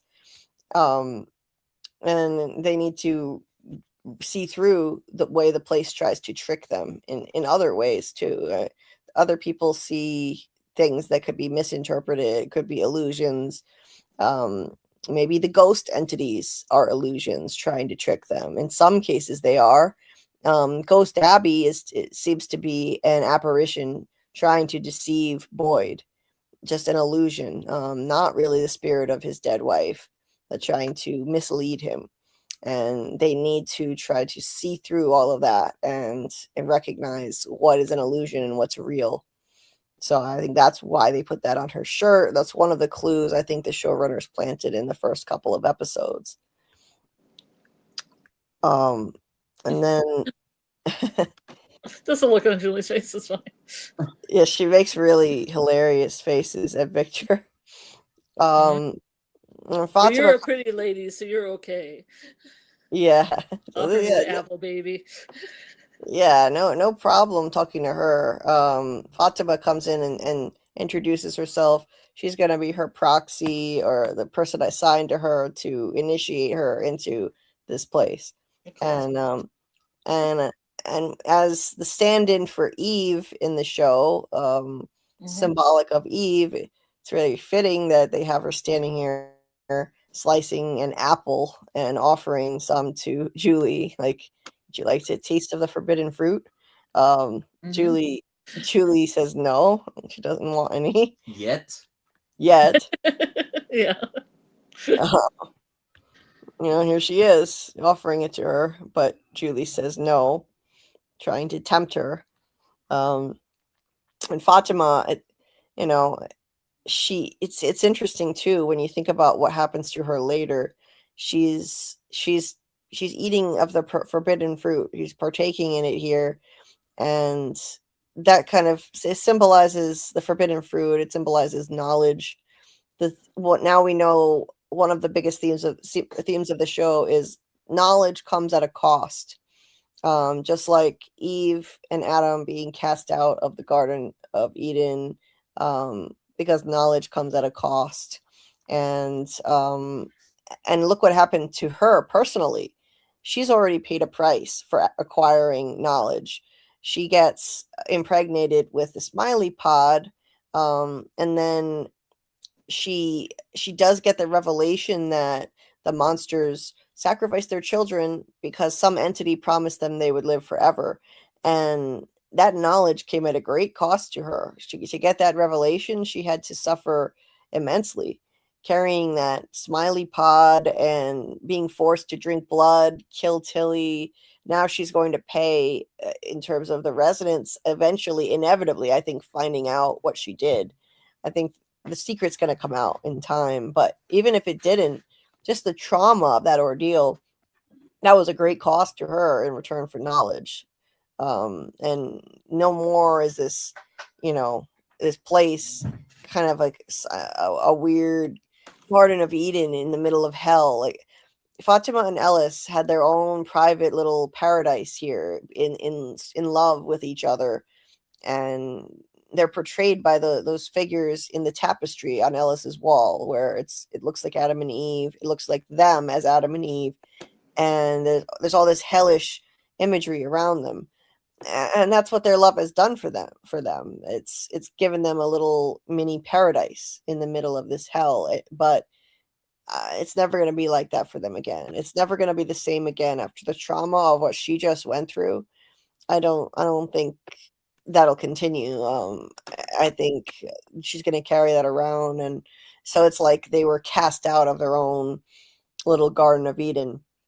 And I wouldn't be surprised if things get even worse and Ellis gets killed off in season 4, just to continue, because they can't possibly be allowed to be that happy and in love in this place. The evil entity won't allow that. This can't continue. It's gone on for too long already, and if they want to break Boyd, what better way than to continue breaking Boyd by taking his son as well? So anyway, but it all started here with this symbolism of her biting the apple, and she has her fall from grace. It's never the same for her after season 1. Like, things just go downhill more and more. Like after the colony house massacre happens, and she's traumatized by that, and she's freaking out in season 2 from the trauma of that ordeal, and screaming at the monsters, and she gets darker and darker. Her persona gets darker, and she's no longer this beacon of hope that she was here in the very beginning. And here's another shot that I think is meant to highlight the bowl of apples with the biblical reference of the tree of the Garden of Eden. Yeah. The fruit of knowledge is what you're talking about. Exactly. Why do they have 2 fridges? Is that to symbolize that they have a lot of food because they have 2 fridges? Mm-hmm. Like a surplus. Mm-hmm. Yeah. And bounty. I'm jealous. Mm-hmm. They always have a lot of bread out. It's a nice, nice cooked bread. Nice bread always on the counter. There's always loaves of bread. Yeah, who's doing all the baking around there?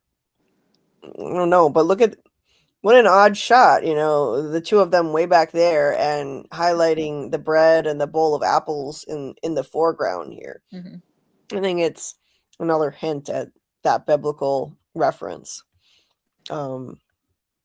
Anyway, I've got like a couple error images that aren't even supposed to be in this folder. Yeah.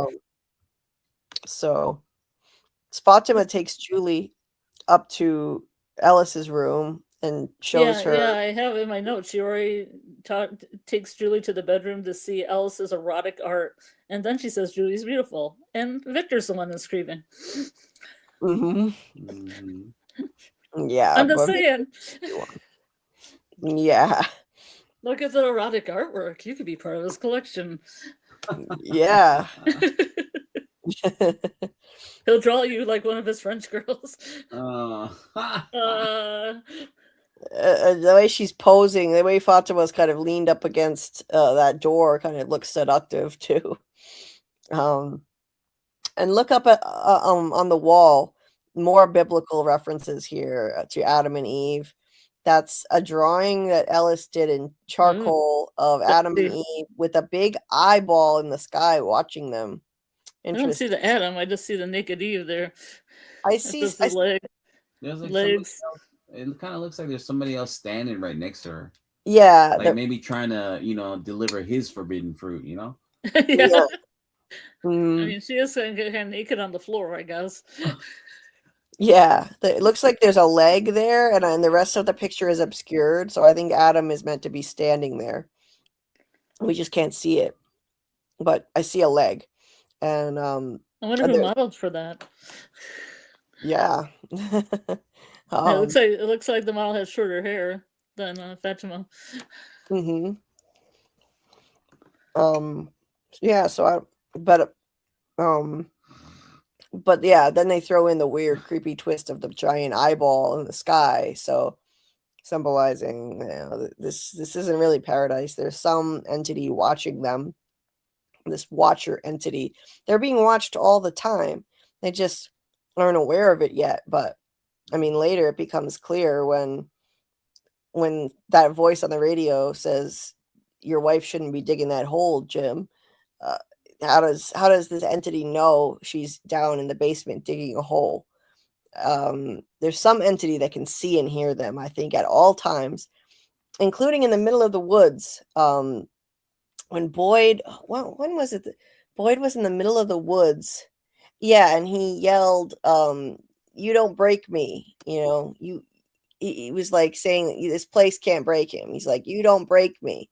And the big bad heard him, because those words were later thrown back in his face by the cowboy monster when they In the grabbed barn, right? Yeah. when they grabbed Tien Shen and said, "You said this place couldn't break you. That's what you said." Well, someone was watching and listening to him, even when he was in the middle of the woods. There's nowhere that they can be away from this surveillance. Maybe it's the spider that comes down from the ceiling that's watching them, watching everyone. The giant spider. I don't know. I hope so. With its how many eyes do they have? Like 8 eyes. 8 eyes. Mm-hmm. Yeah.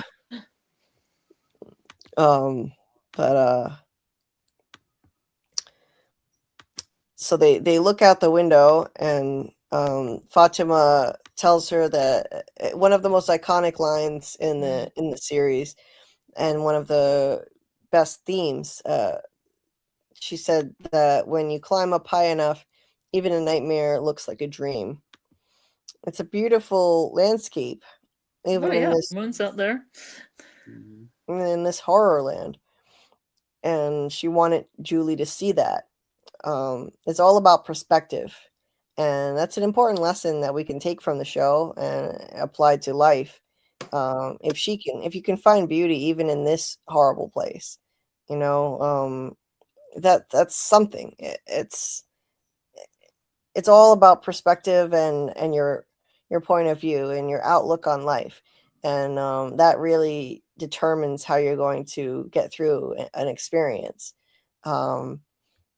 And of course the theme of dreams and nightmares, which is so prevalent. Even a nightmare can look like a dream.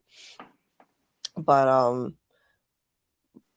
yeah, it's a beautiful message of hope, and I don't think we'll ever see this version of Fatima again.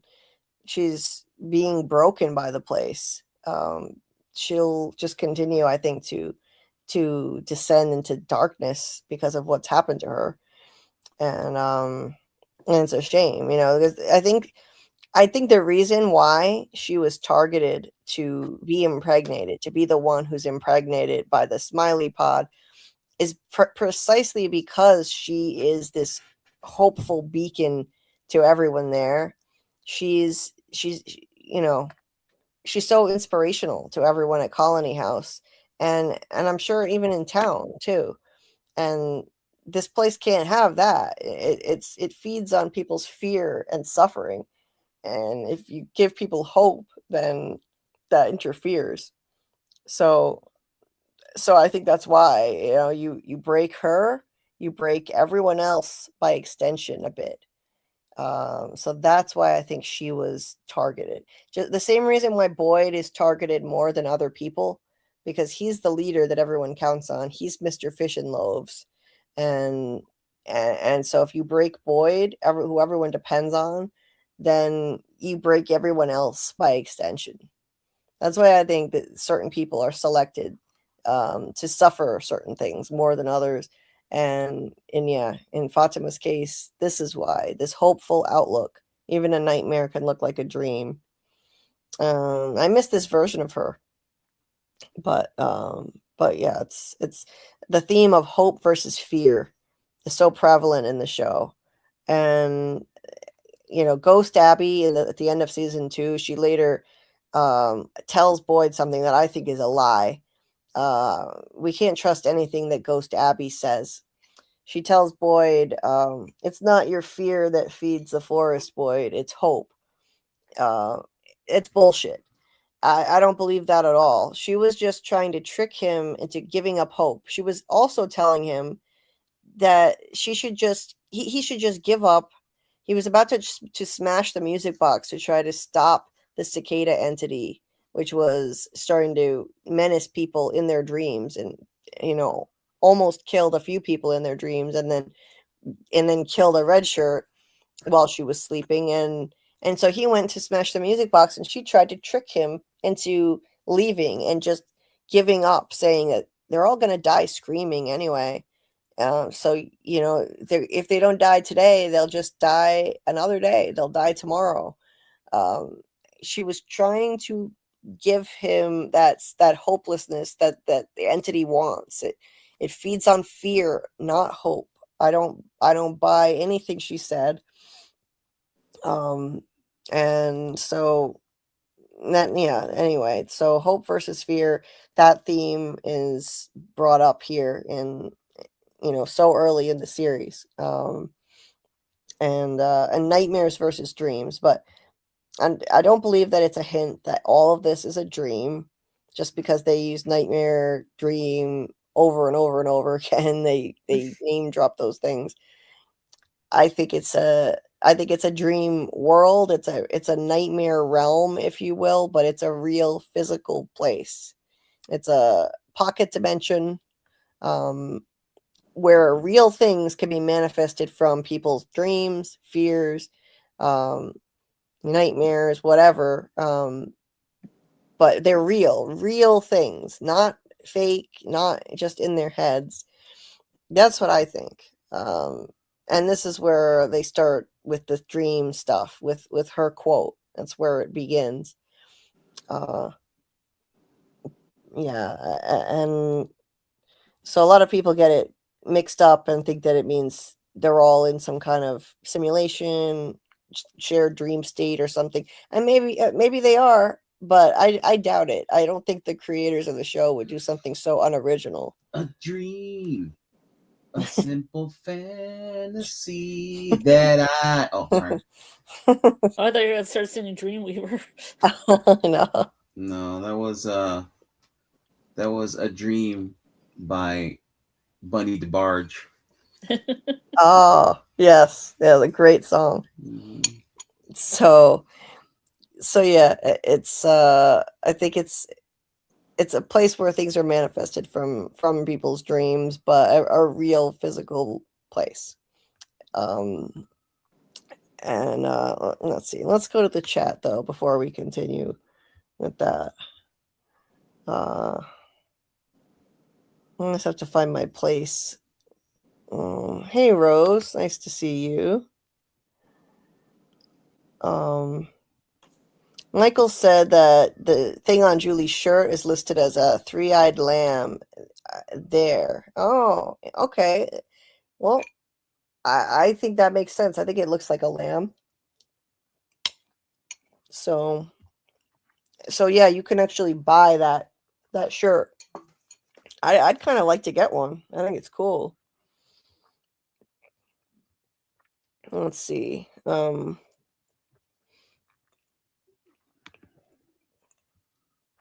Okay. I'm trying to find my spot here. Thanks for the support, Dieter. Yes, please hit the like button and share the video if you can. Subscribe to the channel. I'm trying to reach 2,000 subscribers and getting close, but still not quite there. Another thing you can do is hype the stream. It doesn't pop up right after it ends.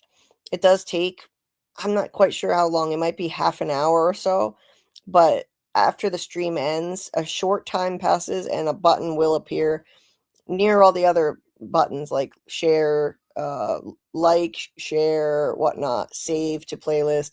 There's a button that will pop up saying hype, and you get a certain number of free hype points every week. You can hype this and it will push this out to more people in the algorithm, which is very helpful, especially for small creators like me, because for small creators, YouTube gives us a big boost in extra points. So if you give your hype points to small creators, you give us even more of a boost. and really amplify your impact. And it's much appreciated if anyone is so inclined to do that. You can also leave a comment in the permanent comment section at the bottom of the stream when it's over. That also helps. So Brandon here said the monsters in this case are real. Boyd stood up to Smiley. Smiley stood there for Boyd to realize he was very real, which led to Smiley being cut. Plus, the body remained in the morning. Right, absolutely. And Debbie said, "Yeah, I do that for a few shows, but have ridiculous amounts of notes for From." Me too. I've done it for a few other shows as well.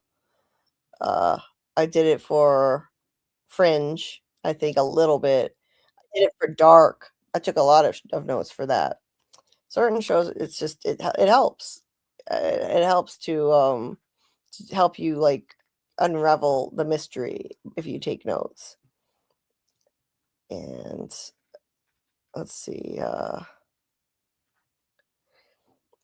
Bill was writing about what yellow suits are, like who wears them. Predominantly worn by professionals requiring high visibility, such as hazmat technicians, industrial cleaners, and emergency responders dealing with chemical or biohazard materials. I wonder if that says anything about why they chose to make the man in yellow wear a yellow suit. Interesting. Yellow ensures visibility in fog or low light. Okay. All right, 30 likes. Are we still at 30 likes? I think probably still around the same. I believe so. Awesome. Thank you so much for hitting the like.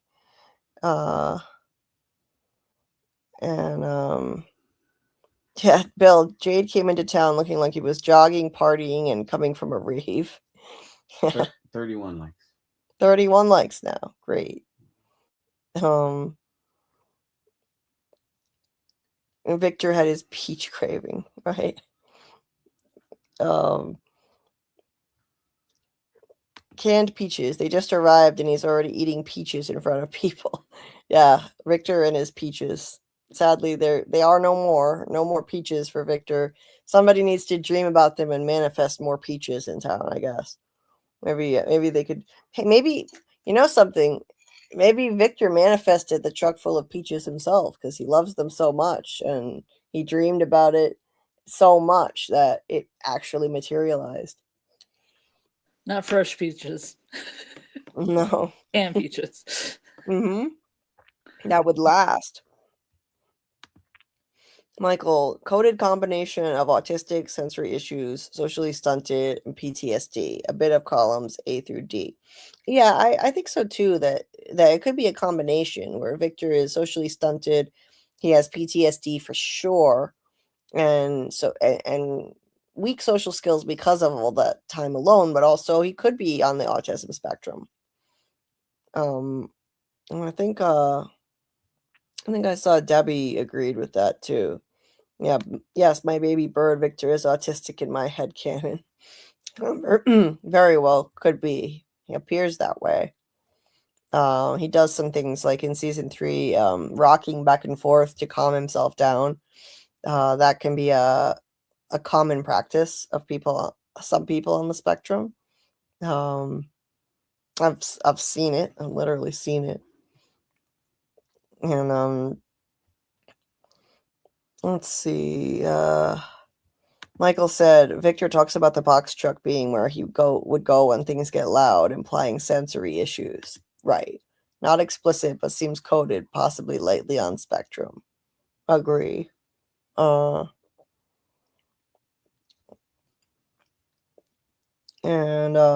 yes, Michael, exactly. The way he curls up, rocks, self-soothes a bit. Yes, he also does that in the caves with Tabby. And a bit of this too, self-injurious behavior. When he gets frustrated with himself, he slaps himself in the face in season 3. It's another common thing, which I've also observed in people on the spectrum. Jay says, why have the nightmare creatures allowed Victor to survive and live for so many decades? Are all of Tabitha's children safe because she didn't originally sacrifice them? Yeah, maybe that's the reason. Although Tabitha did lose a daughter in the original sacrifice, though, but she didn't participate in it. She just failed to save her. She said that they sacrificed the children, and one of them was hers with Jade. So I don't know. I think that Victor was allowed to live basically to kind of be a reminder of people of what happens when you go looking for answers. He would naturally go around telling people who go looking for answers don't come back. That's what he does. He warns people, don't go looking for answers, because he saw his mother go, and then she never came back, and the whole town got massacred because people were pushing too hard and something pushed back. And Victor, it's like a criminal or a gangster or something leaving somebody to tell the tale, or the Huns. Like, didn't they, like, Genghis Khan? Didn't they specifically leave survivors so that there'd be someone there to tell? They'd surround the enemy, kill and slaughter everybody, and then leave the last thing alive to go tell the story. Right. Mm-hmm. And obviously Victor doesn't remember a lot, so he's not exactly telling a lot of stories, but what he does do is he warns people not to go looking for answers, and that's exactly what the evil entity Big Bad doesn't want. He doesn't want people to go looking for answers. So it's fitting. It's conducive to the Big Bad's goal to have Victor as a lone survivor warning people not to do that, not to seek answers. So that's why I think he was allowed to survive, for that reason, and obviously protected and helped to survive, because he couldn't have survived just on his own. And also, I think the boy in white helped him. I do think the boy in white is a helpful entity who did, give him companionship and helped him as much as he could with food sources or something. Let's see. Brandon thinks the shirt is a rabbit with a third eye. With Alice thinks a lamb. Michael thinks a sheep or a goat. Yeah, it's definitely not definitive, but yeah, whoever made the shirt lists it as a lamb. But I'm not sure if the shirt existed before the show or if somebody made it after. I wonder. Let's see. Bill says Jasmine takes out one tongue and she's a monster. Fatima takes blood on 2 fingers and she's a victim. Well, you got a point there. Michael, fruit of the tree of knowledge of good and evil, puts knowledge comes at a cost in context. Exactly what I think of those apples. Debbie, also, if you taste the food of the underworld, you must remain. Michael, Smiley Pod, the latest horrifying wireless headphones. Partake of the forbidden cornucopia. Brandon, knowledge comes with a price. Fatima received a gift and a curse. A gift as a birth, and the curse was what she gave birth to. Oh, yeah. Horrifying. Samuel. Yeah, this was something Ellis said to Fatima in episode 1. You're like a poem, you know that? You make everything around you beautiful. Yeah, exactly. This is what she did for Colony House and the people living there. So she had to be broken. She had to be targeted. That's why I think she was selected to carry that smiley thing. Jay says, I figured it out. Knowledge comes at a cost. The man in yellow isn't a financial aid officer he's a financial aid officer that is punishing those that defaulted on their student loans. Because they got all their knowledge. Yeah. now you have to pay up, and it's more than just the debt. Nice one, Jay. Amy said maybe he's like a false representation of God there. Right. I think there's something to that. I really do. I think the original townsfolk sacrificed their children because an entity masquerading as God told them this is a test of their faith. You have to give up your children. You have to sacrifice them. And just like the story of Abraham in the Bible, but it turned out in this case it wasn't God, and this God didn't step in and stop them at the last moment. They went ahead and did it. And they did it for not to live forever on earth, but because they thought this would guarantee that they will live forever with God after death when they die. That's my latest interpretation of that. That's what I think happened. Because it seems inconceivable that a whole town full of people would kill their children just so that they could live forever on earth. Well, you're going to say something? Carl? No. Okay. I was just gonna say inconceivable. Yeah, I knew you were going to say that. Brandon says Boyd just showed how they can be broken. If he went against his morals for Fatima, what will he do for his son? Remember what happened to Boyd's wife.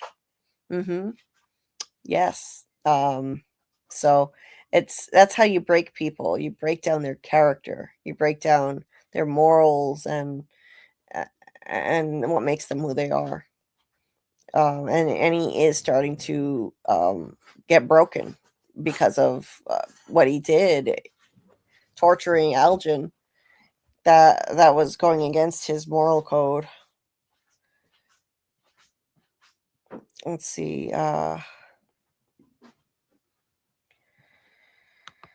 Pixie Vine TV says, my guess is the man in yellow was the pastor of the town. Yeah, it very well could have been. Pixie says, I'm glad they stopped sexually objectifying Julie after season 1. They had her in skimpy outfits and such. Yeah, they did have her in kind of skimpy things for a young teenager. They definitely did. Brandon, climbing high gives a false representation of what's happening at the bottom. True. It gives you a different perspective. And Brandon thinks the crows are reporters. I do think the crows represent the evil entity.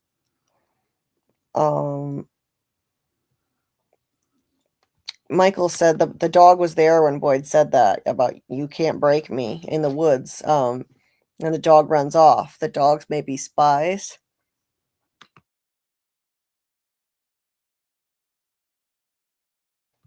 Then let's see. Then the monsters throw that back in his face. Yeah. So I don't know. I think Oh, I think I don't know. I do think there's some entity that can see what they're doing in some supernatural way. Jesus. You want me to bring like a ladle or something next time? It was too hard to scoop. Sorry, I'm trying to eat a spoon of ice cream. I didn't get to eat much before the live, so I've had to sneak eating in while talking. Not an easy task. Anyway,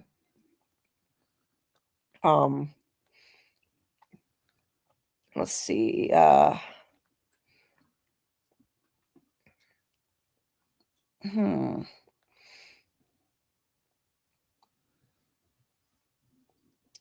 Just kind of skimming through the comments here before we get back into the breakdown. Michael said, I think the forest does feed on hope, but not in the nihilistic way she tried to spin it. That was just the entity trying to get him to give up on hope and not smash the music box. Yes, definitely. Amy says, I hate it when the corn and other items were all kind of mixed in and end up in your wait, what these TV dinners. Yeah, I don't like that either. And it all gets kind of mixed in together. Yeah, we're like corn or whatever jumps over the little wall and gets in with the Salisbury steak. Is that what you're talking about? Yeah. Yeah.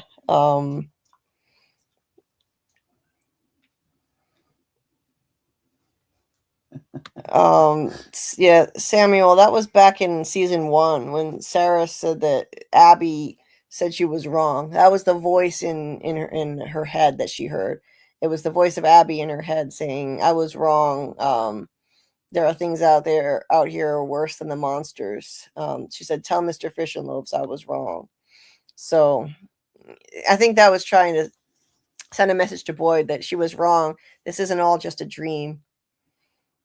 And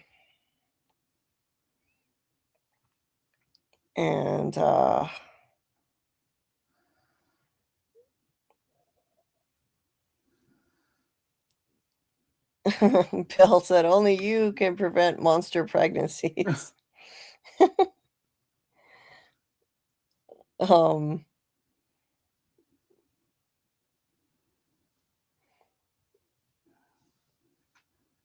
Okay, so Samuel said Victor may have a role in this place. It also seems like Ethan is Victor's replacement. Yeah, it does seem that way. But that would mean like Victor would have. I would have thought Victor would have gotten killed off in season 1. That's the only thing that doesn't work for me.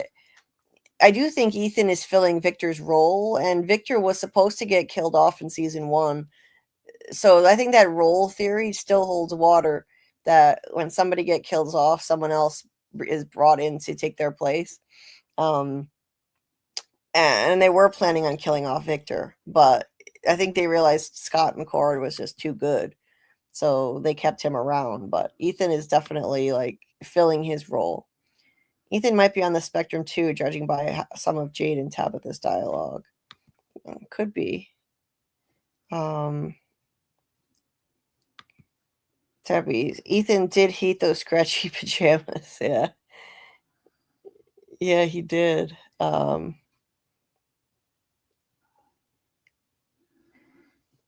Debbie said, made me think about Star Trek when Kirk said, what would God need with a spaceship?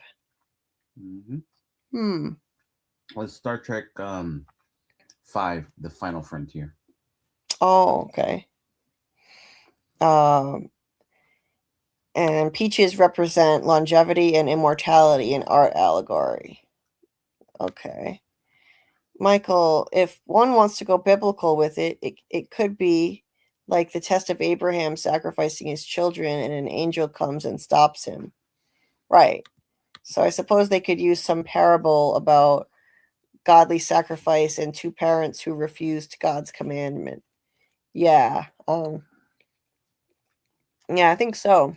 Though why would they be given a pure reincarnation and the others turned into monsters wouldn't be clear.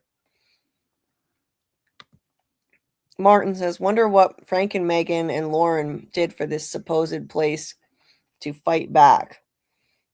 Yeah, I mean, in some cases, people are just targeted and it's not fair.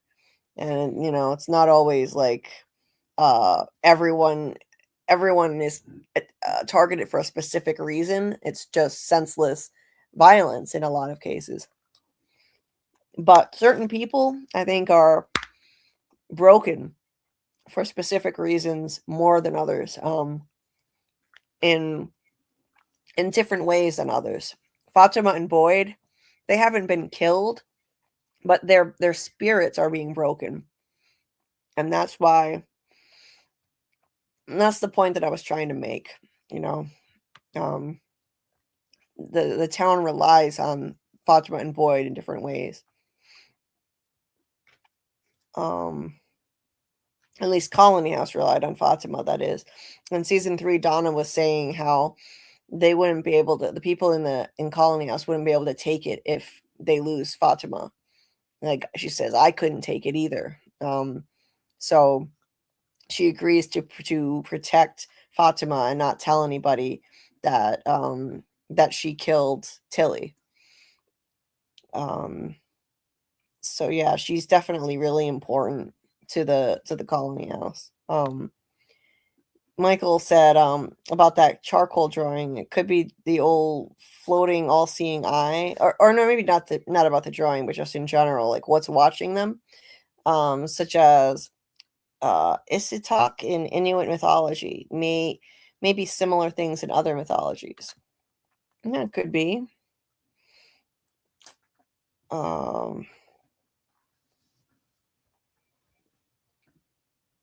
Okay, so getting back into the breakdown now.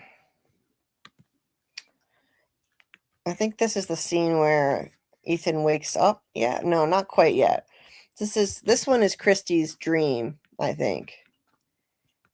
In the RV. Is this? No, it's not her dream yet. This is where she starts freaking out. She starts freaking out because, you know, the creatures are still outside rustling around, and she's terrified. Like, she's like, what if the talisman falls down? I mentioned that earlier. I just said it a little prematurely, and Boyd calms her down. So that's that. That's that scene, and he's really good at that. People rely on him for a reason. He's great as a leader. So back at Colony House, Ellis tells Katri, I mean, I don't know what kind of drugs that guy was on, but he's gonna have a hell of a time when he wakes up, referring to Jade.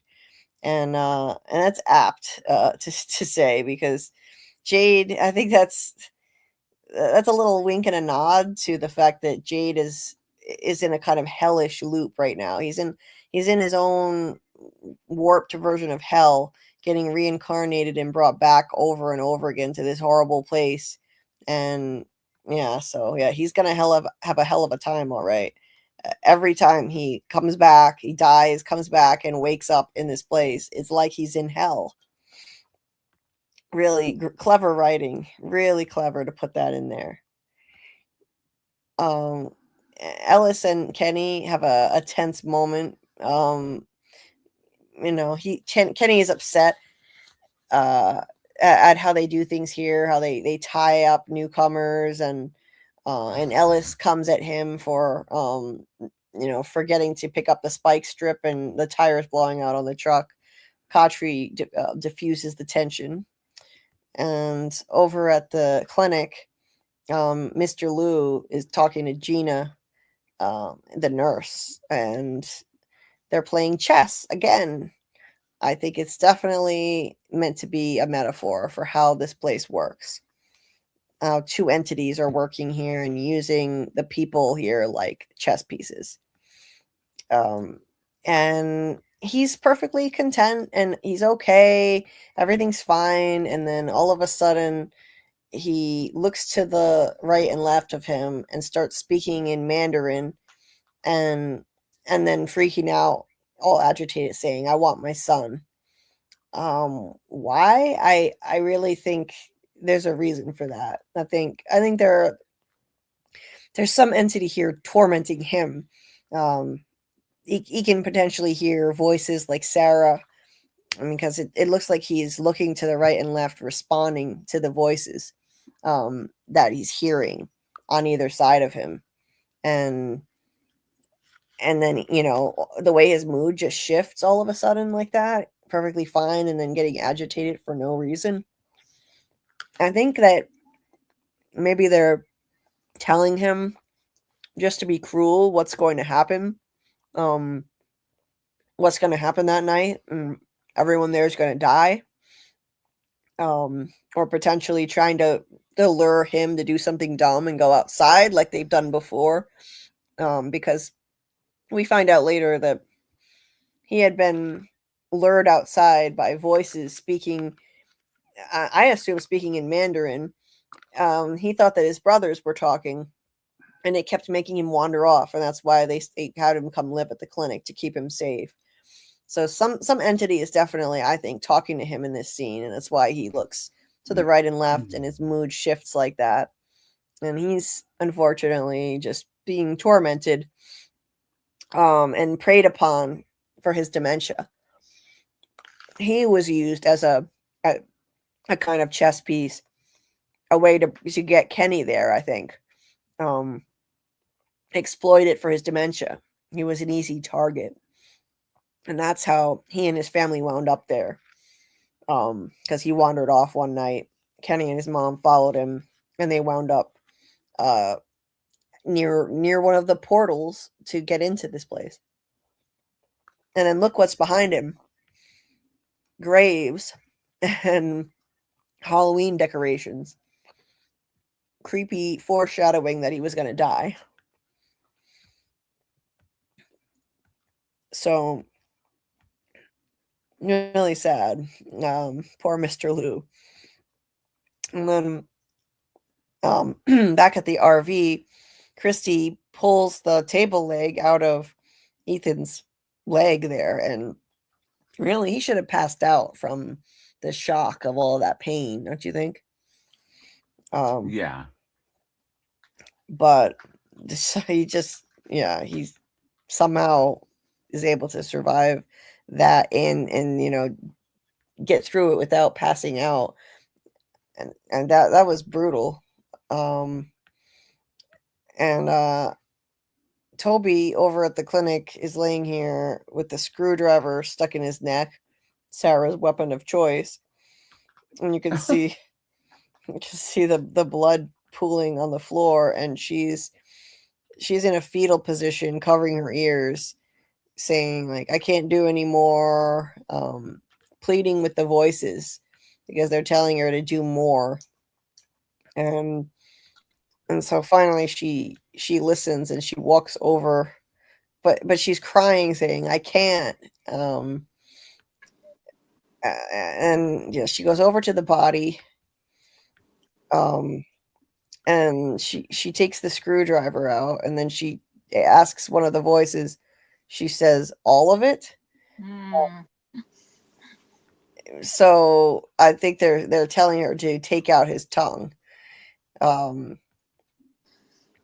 So we don't see her actually do it, but I think they're telling her to remove his entire tongue and to rip open his body and make it look like the monsters did this. It's not enough just to stab him through the neck. The monsters usually rip people open completely, rip open the chest cavity. So she's got to make it look like the monsters did it. Luckily, we don't have to actually see that part.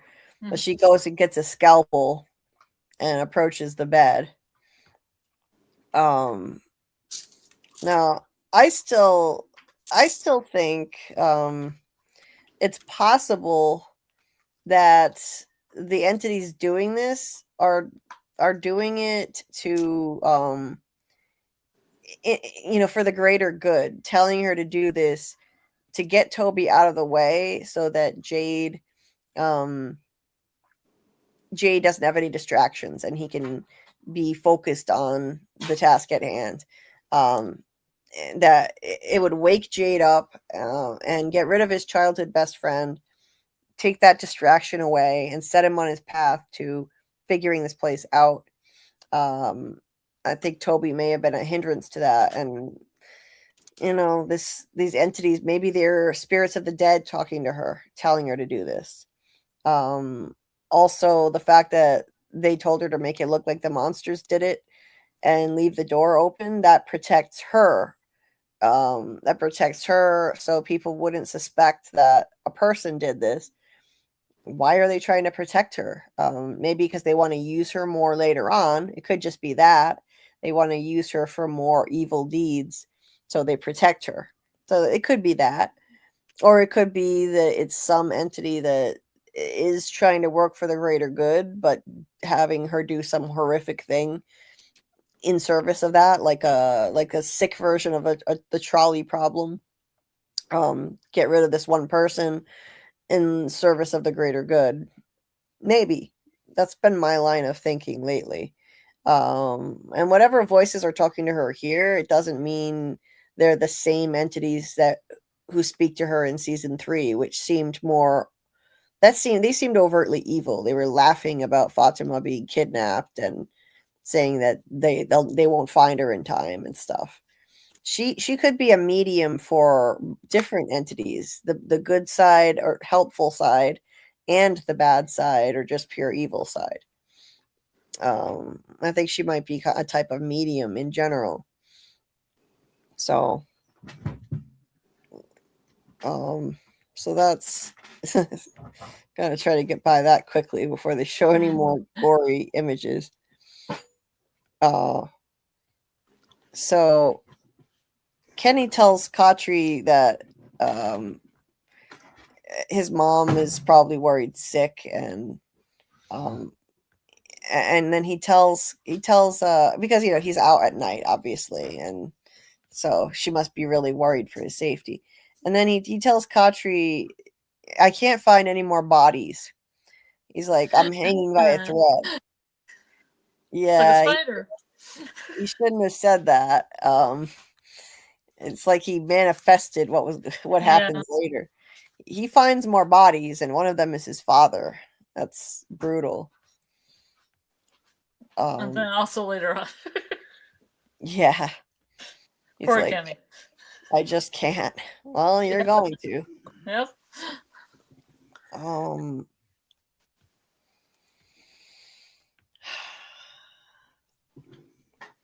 So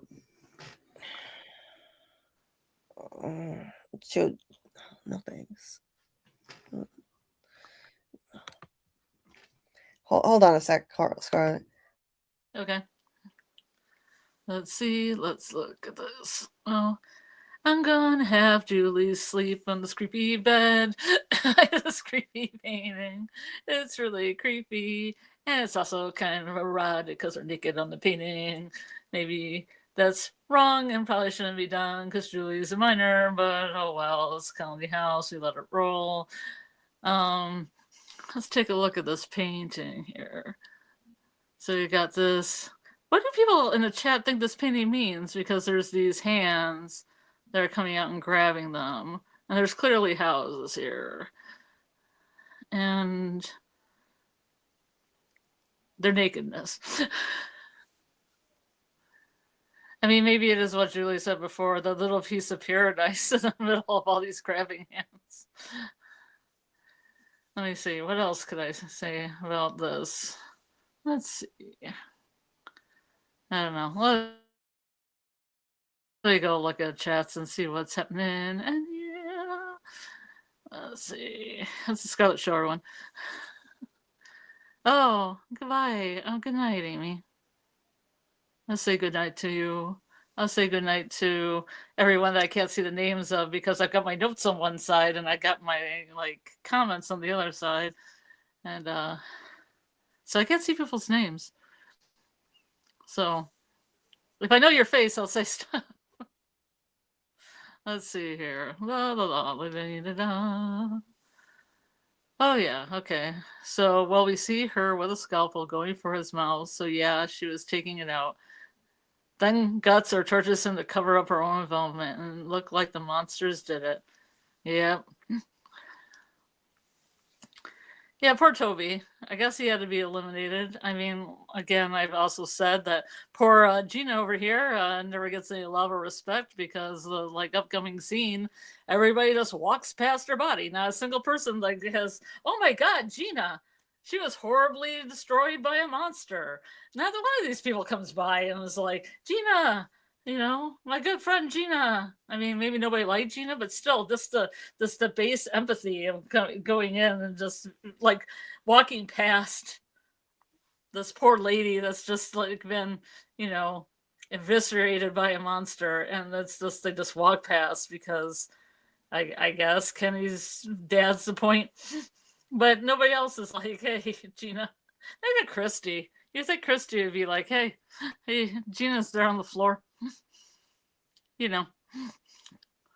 Let's see here. Oh, question. Could Kenny ever beat his father in chess? If not, Kenny's father was still intelligent, may have cured of his mental issues because of the town, which increases Julie's theory. I don't know. And then Kenny never said. See, this is what they talk about when they talk about chess. In the scene, Kenny says he could never beat his dad, so he had to play until all the pieces are missing, and then he was walking around the board, which makes me feel like that's kind of aligned with the massacre that happened in 1978 and other times. It's like people are completely taken off the board until there's, a king and one other person, probably Boyd, I'm assuming, and like whatever entity, and they're just like walking around the board. Or, I mean, it could be, in my own personal theories of speculation, maybe Julie and Ethan were going around the board. Hey, something got highlighted. I can't do that. You must Yeah, be back. I found the comment you were responding to. This was it, right? Yeah. Yeah. You know how like kids usually play chess and they play down to the last Yeah. piece, and then they just run around the board and the king runs after them, and it's never ending. Right. Right. So it just just gives up. Yeah. Yeah, Kenny was never able to beat his father. He said that his father always had him down to his last piece, and he was just moving around the board, trying to avoid his father's pieces. And so, yeah, that's an interesting idea. Kenny's father was still intelligent and may have been cured of his mental issues because of the town, which increases Julie's theory. Yeah, thank you. That's a great point, that maybe the town cleared his head a bit. And perhaps his dementia wasn't as bad as they think. Maybe he was being plagued by these Fromville entities that just made it seem like it was worse than it was. And, so I do think that he had dementia, but they were preying on it, and he was definitely sharp enough to still be able to beat Kenny in chess all the time. In episode 1, he beat Kenny yet again, and you could say maybe Kenny at this point is letting his father win, but at the end of this episode, he tells Boyd that he's never able to beat him. So, yeah. And Brandon continued my theory on the fact that the monsters were confusing Kenny's father. The father knew what was going to happen. Yeah, that's what I think. Jade's friend had to be eliminated because he was probably the one that could have made Jade think faster. Right? He could have been. So you could look at it that way too. Either he was going to be a distraction to Jade, so that would have been a problem having him around in order to to get Jade to focus on the issue he needed to go, or maybe he would have been an asset. You could look at it the other way, and some evil entity wanted Toby eliminated because maybe he would have been an asset and he would have helped Jade think faster. To me, I think he had to be gotten out of the way, but that's just my opinion. That he would have been a distraction, and his death woke Jade up to the reality of this place.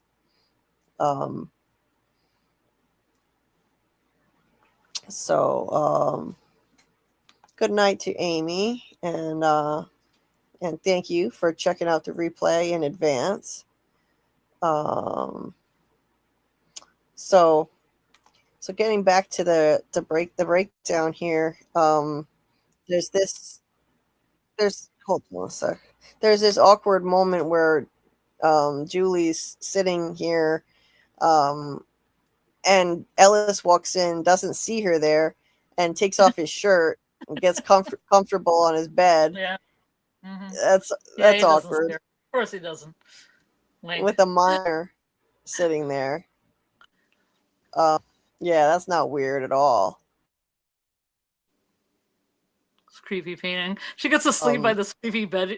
Yeah, that was creepy painting every night. She gets to wake up, and that's like the first thing she sees. Yeah, that's great. It's nice nightmare fodder. Adam and Eve in hell right above her.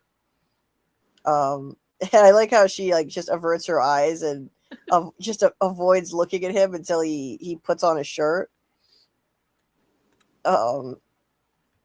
So he makes some pleasant small talk with her, and then we go back to Donna and Tabitha, and Donna then delivers the iconic monologue about how her sister died when they got to town, and she tells the story of how they were on a hunting trip and they arrived in town at night. Those monsters, they were standing in the middle of the road, just smiling. And first time around, they didn't even really notice them. And then the next time around, they were standing in the middle of the road. So her sister got out of the truck and started just screaming at them. And they just stood there smiling. And Donna kept her distance, and then the monsters attacked her sister, ripped her face off, and Donna ran. She ran and hid in the bushes, and they continued just torturing her. She realized that they weren't just killing her, they were torturing her. They were slowly doing it and enjoying it. And she's like, they like to, these monsters, they like to hunt. It's like they like to play. It's a game for them. And she's like, sometimes I can still hear my sister screaming. She realized that as she was hiding in the bushes, like her sister was still screaming and screaming, like it was taking forever for her to just die because they were dragging it out. So that's a horrific story, and I think that this is delivered with such sincerity and emotion that I believe her. I think she's telling the truth. Me too. Yeah. Watching it again, it just drove home the sincerity of her tone once again, and her facial expressions, her tears welling up in her eyes. The showrunner's push about it being character driven. Right. And this is like a little vignette. You could see this on a stage with two people on chairs talking back and forth to each other, and it would still play. Yeah, and it's a great character development performance. So I believe it. I believe it. I do think that it's a lot of exposition to dump without any flashback shots at all. Yeah. I think that this is the first time they've done that, so yeah, but wow, I mean not the last time, I should say, because they had that Fatima do an information dump, and I was like, I'd like to see a couple of flashes of what you're talking about, like at the end of season 3. Right, but yeah, I know that would have been nice to see like a little flash of what Fatima was talking about. The Smiley as a pilgrim, I've been there for it. Yeah. Yeah, Smiley in a pilgrim hat. I would have liked to see that. I'm there for it. But so this would have really benefited from a few flashbacks interspersed with her monologue, and not they wouldn't show us her sister's face getting ripped off or anything like that. All they'd have to do is show us Donna's horrified reaction watching it happen. And the screaming. Because everything wouldn't be shown. It would just be screaming and her cowering in fear. Exactly. And that's enough. That would have been enough. Highly effective. The rule of thumb is show, don't tell, and too much exposition is not really a good thing in writing. That's generally accepted. So, yeah. And in other cases, when we have people's arrival backstories in this show, we actually got to see it. We got to see Boyd. We got to see Boyd arriving in town through flashbacks, And then there was that episode in season 2 where it showed, or no, it was season 1 where Kenny's family arrived in town, and that was told through flashbacks. It didn't show the day that his family arrived, but it showed like shortly after his family arrived in town through flashbacks. So they could have done that with this. Just a few would have been helpful, and it would have lent more credence to this being a true story, and less theories about Donna being a mole and a liar. Yeah, because she just has a photo, but if they actually had her sister in a truck, yelling at Smiley or whatever, it wouldn't have to be very long. Maybe she's alive, she's real. Well, she's dead now. Maybe they will show it, Julie, but there'll be more context. That would maybe be nice. It's not as straightforward as she told it. Maybe there's something that she did wrong. Yeah, or the people that think that her sister is Beth Rogers' swing monster. Right. What was the swing coat monster. There's a monster that looks a lot like the picture of Donna's sister. Oh. Yeah. Oh, so there's a theory about that. But so they could, if there's a little more to the story than what Donna said, then they could still show a flashback later. Take it to a really gross Stephen King extreme, and she's wearing like another monster's wearing like Donna's sister's face. Right. So gross. Somebody comes up and is fighting the monster, pulls her face off. Yeah. I don't think it's gonna go there. Yeah, I doubt it.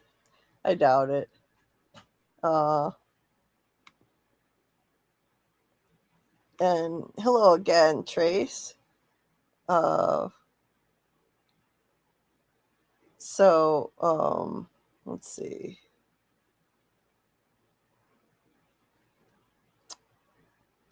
Michael thinks that it was a straight up missed hit job on Jade. Consider the monsters have likely been around for over 300 plus years, since colonial/Puritan times, if Miranda's paintings are an indication.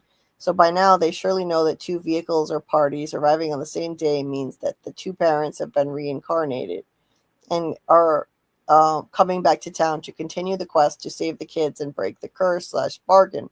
So they probably just take a swing and try to kill the 2 parents as soon as they come to town.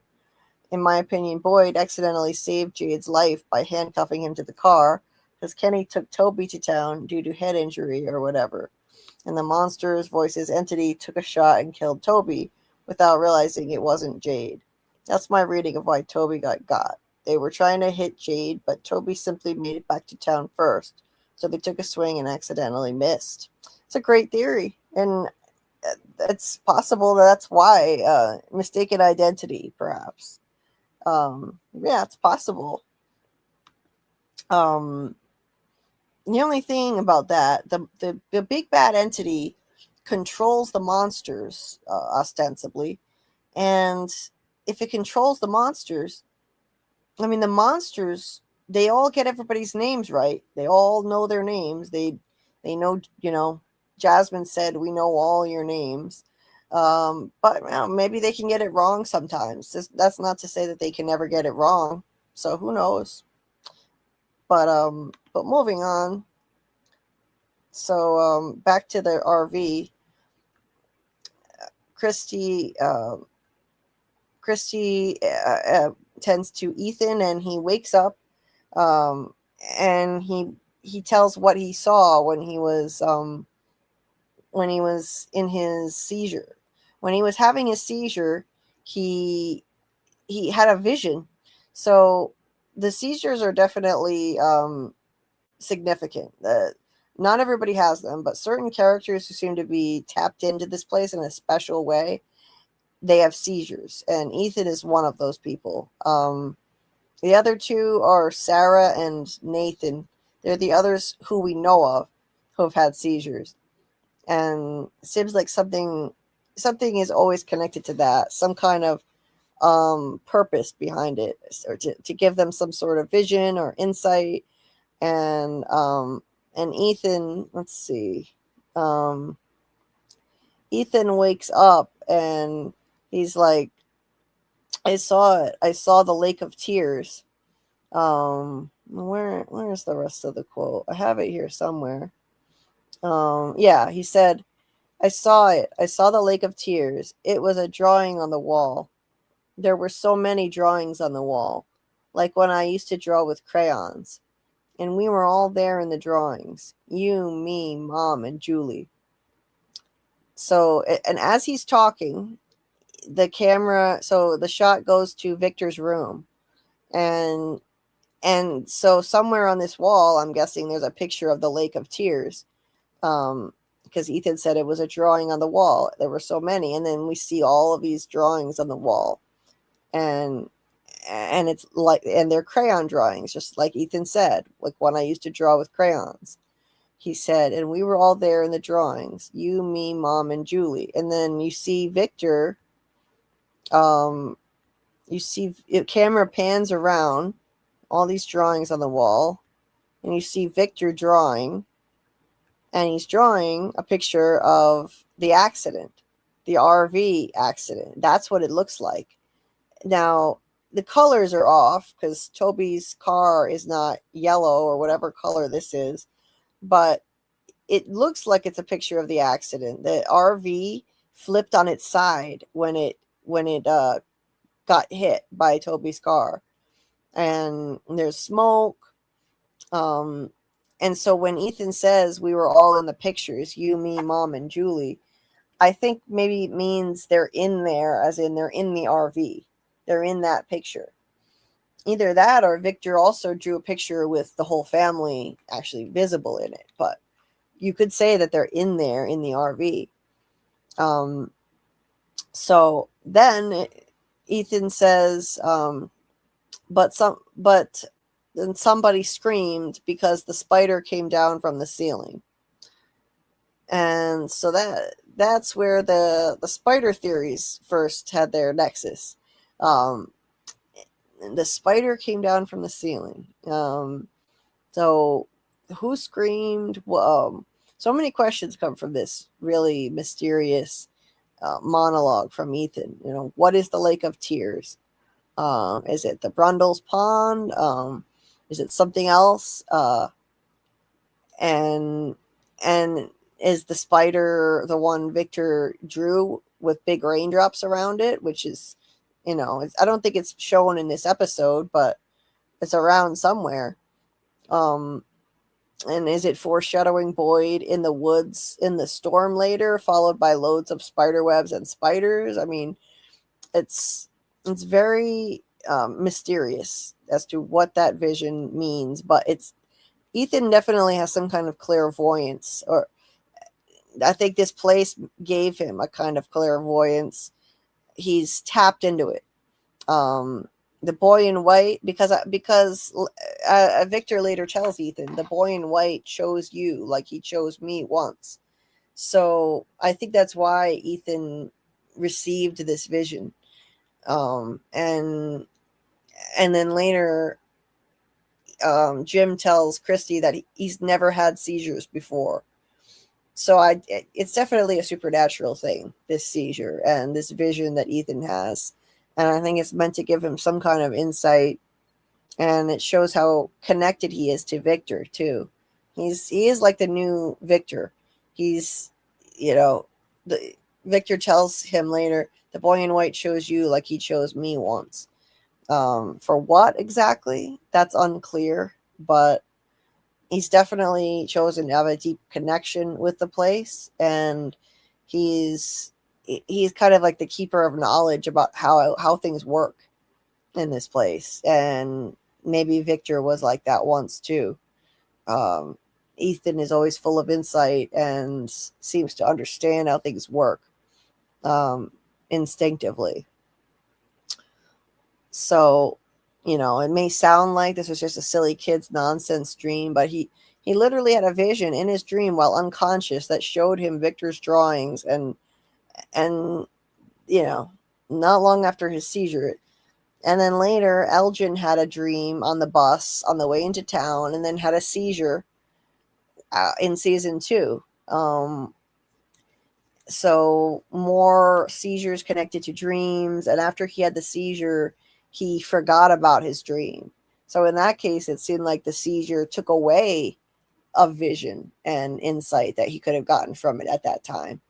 Because after his seizure, after Elgin's seizure, he no longer remembered the dream he had on the way into town about the boy in white. That memory didn't come back till the end of season 2, and it wound up helping Boyd save the town. So it's like these powerful entities that run this place, who I think are the boy in white and the man in yellow.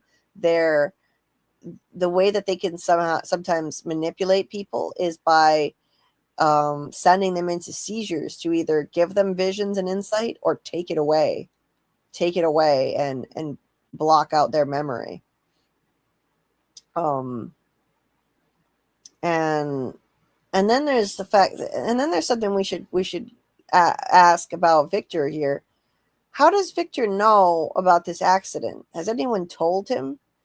How does he know? Like, and if he really did draw the Matthews family and we just haven't seen that picture, how did he know about the Matthews family? Did somebody tell him that this family arrived? And I mean, how would he know to draw them?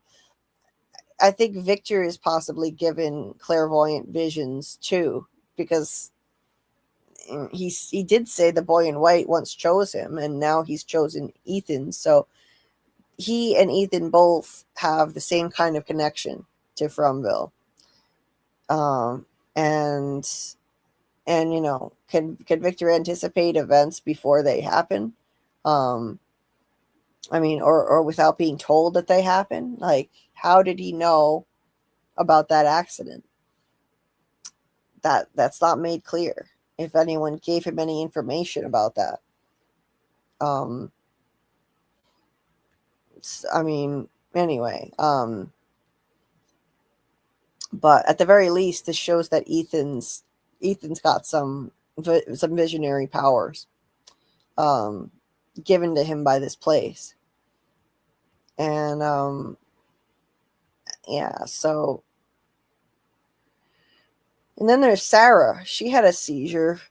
She had a seizure in the woods with Boyd, and that was later in season 1. This was when she tapped into the Abby voice. She was near a bottle tree, and all of a sudden she went into a seizure, and it was, and when she woke up, she said that she heard Abby, a woman's voice, and we think it's Abby, saying, "Tell Mr. Fish and Loaves I was wrong. There are things out here worse than the monsters." So that there was an example of a seizure that gave her some kind of insight or the, you know, this psychic experience, being so deeply connected to entities there. This, I think, the spirits of the dead in the case of Sarah, that caused her to go into the seizure because her body couldn't handle the explosive impact of that.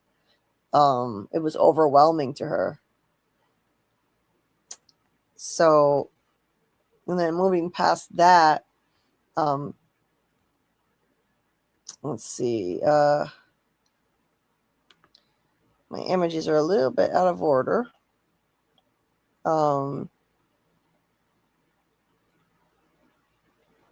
So yeah, I'm missing a few images, but there's a scene here.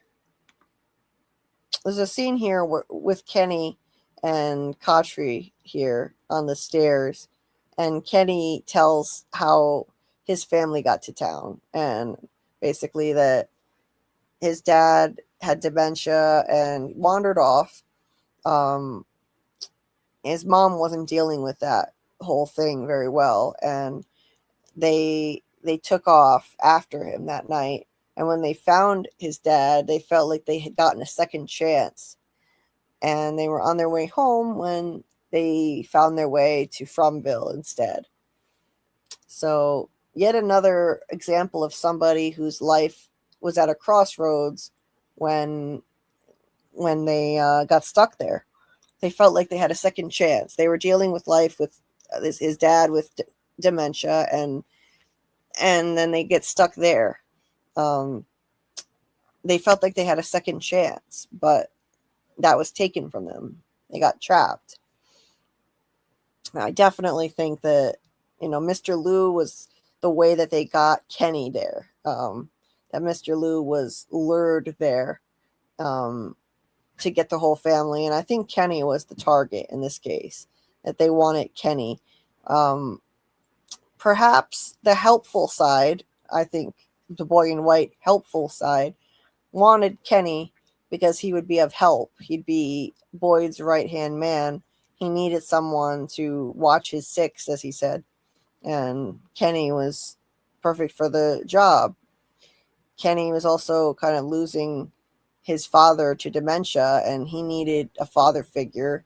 So he would be a good fit to work with Boyd and be of help to him and embrace that role willingly. So maybe that's why they were targeted. That's what I think. So obviously, if this helpful entity brought them there, it's ambiguously helpful because it's harming this individual family, but it's for the greater good. And so an ambiguously good, helpful entity, I think, is bringing some of the people there to help the rest of the people in some way.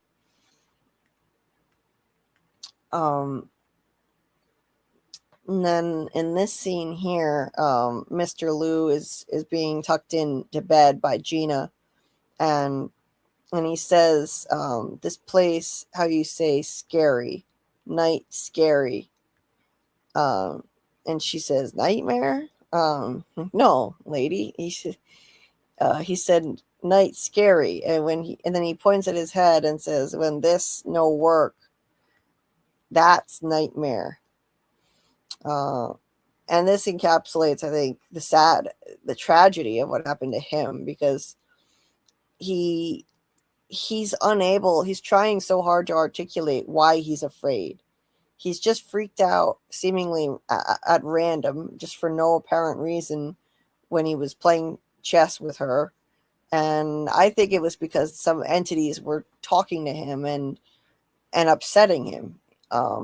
And he can't articulate it because there's, number one, there's a language barrier. His English isn't great, but also his head doesn't work. His mind doesn't work anymore. And that's a nightmare that he's trapped in. He can't articulate what he wants to say clearly enough to help his family or help himself.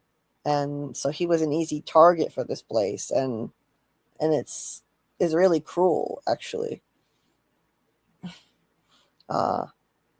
So Gina goes upstairs, finds Toby's dead body, and when she turns around, it's none other than Smiley and an earlier version of the librarian monster. Yeah. It's the first appearance of Smiley, with a smaller smile than what we're used to, but that quickly changes. And his outfit, I think, changed a little bit too, maybe. It's a little darker here. It's a cardigan? Because he rocks the cardigan. Yeah, but I think that's a darker one. Anyway, and also she's younger. They later replaced her with an older woman as the librarian, that's too bad. wearing the same outfit and glasses. So they're a couple in your headcanon, right? Well, and a couple in the way that parents are sacrificing their children. I assume they walk around in couples. Right. Speculate. Yeah. So they're the ones who kill Kenny's dad and Gina. Gina runs down the stairs, and then that's the last we see of her or Kenny's dad. The rest they leave up to our imaginations, the death scene. But it's just a really brief glimpse. Our first glimpse of Smiley. You get to see them. You get to see them later. Yeah, just not their actual death scenes, but Yay. yeah, it was cool to get the first blink and you'd miss it glimpse of Smiley. Uh, and let's see, uh, what is this scene here? So, I had it. oh, okay, this is I had it in my notes. It says Christy dreams Jim's stupid, and Jim takes the talisman. yeah, So yeah, Christy already thinks Jim's stupid. I'm just gonna say. yeah. Christy has a dream that Jim takes down the talisman, and then a monster busts through the ceiling and attacks. Yeah, so it's yeah, this is an odd scene. They don't usually do random nightmare scenes like that, but we would later see a bunch more nightmares in season 2. It was part of a larger plot line, though. This is the only one-off that of a nightmare that we've seen. Uh, yeah, so not a whole lot to say there. Just a nightmare. Um, and they wake up and they've survived the night. Boyd goes out and you can see the wheels turning in his head already as he's holding the talisman and looking around like, what else could I do with this now? This is the first time he discovered that the talisman can work outside of a house, that it could work in a vehicle. And so now he's getting ideas for what else he can do that he'll later decide, it'll later lead him to deciding to go out into the woods with the talisman and sleep and stay in a tent and see how, if he could find a way out, if he could find an escape route. And the Matthews family is reunited. Kenny and Christy are reunited. And it feels so good. And it feels so good. At least for the next 15 minutes. Yeah. So, yeah, the Matthews being a loving, happy family on one of those rare occasions. It doesn't happen much. And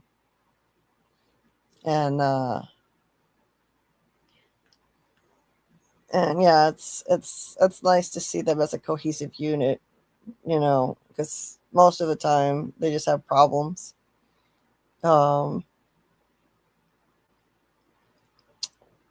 Let's see.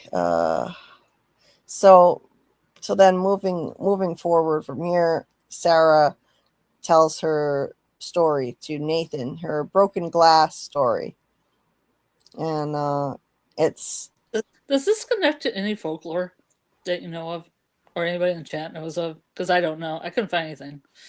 Yeah, I've never heard of any, and the fandom does a lot of digging into folklore and mythology, and I've never heard anybody connect this to anything. So yeah, seems like something maybe the writers just manufactured. Yeah, But, maybe it's a story that they just share as brother and sister. yeah. So she says it. She says this as if it's a real story that other people might know. She says, "Do you know the story about the little girl in a room filled with broken glass? She knows the broken pieces used to mean something. She knows there's something they must have been, but all she can see are the shards. And when she tries to put them back together, they cut into her skin, cutting deeper and deeper, and she bleeds all over the floor, but she keeps on trying. She keeps trying because she knows there's an answer. She knows there's a shape they used to make. I hear their voices, and it was just like the broken glass. They told me it had to look like it was the monsters. I didn't want to, but they said it was the only way to save us. It was the only way to go home." And he's like, "What did you do?" She says, I left the door open. So somewhere in here, there are clues as to what those voices are. She said the voices are like the broken glass shards in the story. So they used to mean something. There's something they must have been, but all she could see are the shards. So they're just pieces of what they were. They used to mean something. There's something they must have been. And I think it's the voice. I think it's the spirits of the dead talking to her. I think it's the spirits of the dead in this case, that those are the voices. And when she tries to put them back together, they cut into her skin, cutting deeper and deeper, and she bleeds all over the floor, but she keeps on trying. Maybe this is a metaphor for how Sarah does what they say. She does what the voices say, and she's trying to help the voices, putting them back together. She's trying to help them. She's trying to help because the voices tell her they're trapped too, and they want to go home too. That's what Sarah later tells We'll Kotri. We'll all go home. I just have, right? Did she say something like that? Yeah. Like this was the last one, and then we'll all go home. Yeah, she says that about Ethan when she's about to try to kill him. So as she's trying to put them back together, meaning she's trying to help the voices, help the voices be what they were, release them from being imprisoned there. But then it just cuts into her and she bleeds all over, but she keeps on trying, meaning they're breaking her as she's doing what they say and she's doing these horrible things. It's breaking her. She kills Toby, and it's horrific. That's traumatizing, and leaving the door open so that the monsters can rip open Kenny's dad and Gina. It's breaking Sarah as a person. It's breaking her. So maybe, bleeding and having the shards cutting into her skin, making her bleed. It's symbolic of these acts that she's taking as she's trying to put these pieces back together and help the voices who are talking to her and help everyone else who's trapped there. It's hurting her. It's hurting her and it's breaking her. She later takes out Elgin's eye. That's another horrible thing that she does. But she keeps trying because she knows there's an answer, according to the story. Even though it's hurting her and she's bleeding, she keeps trying because she knows there's an answer. She knows there's a shape that they used to make. I guess because kind of like if these are the spirits of the dead, that they used to have a human form. They used to have a shape. And that's what I think. I think that that's what that story means. And she said, so it had to look like it was the monsters. They said it was the only way to save us. It was the only way to go home. So to me, that tells me I can only come to one conclusion from that I think that the voices weren't lying in that they really believed that they needed to get Toby out of the way. Either, perhaps Michael is right and they think that it's Jade, and they're just lying, because Jade, we know they need Jade to go home. But I think that Toby was going to be some sort of hindrance to Jade, and these voices are the spirits of the dead talking to her, and they want to go home too. I think it's as straightforward as that they're also trapped and they want to go home. They're souls of the dead who are trapped there and they want to be released. And Jade, they know Jade is the key, but for some reason Toby would have held him back. So he needs to go. He needs to be eliminated. So yeah, I think that they're trying to help the greater good in telling her to take this horrific action of killing Toby and letting the monsters kill Kenny's dad and Gina. I think they're doing it so that they can be set free. They can go home and everyone else can go home too. Ultimately, not based on what she's doing, but when Jade figures everything out and Jade and Tabitha work together to break the cycle. But for some reason, it can't happen with Toby in the way. He would have been a distraction. For some reason like that, he needed to be eliminated, and Jade needed to be woken up to the reality of this place, shake him up, and then he'd no longer be this elitist playboy on the sidelines, just screwing around. Maybe he would have just partied with Toby up at Colony House if it hadn't been for this. Maybe he and Toby would have just gotten high all the time together, and he would have had his childhood best friend there to cushion the blow. And look at Ellis and Fatima.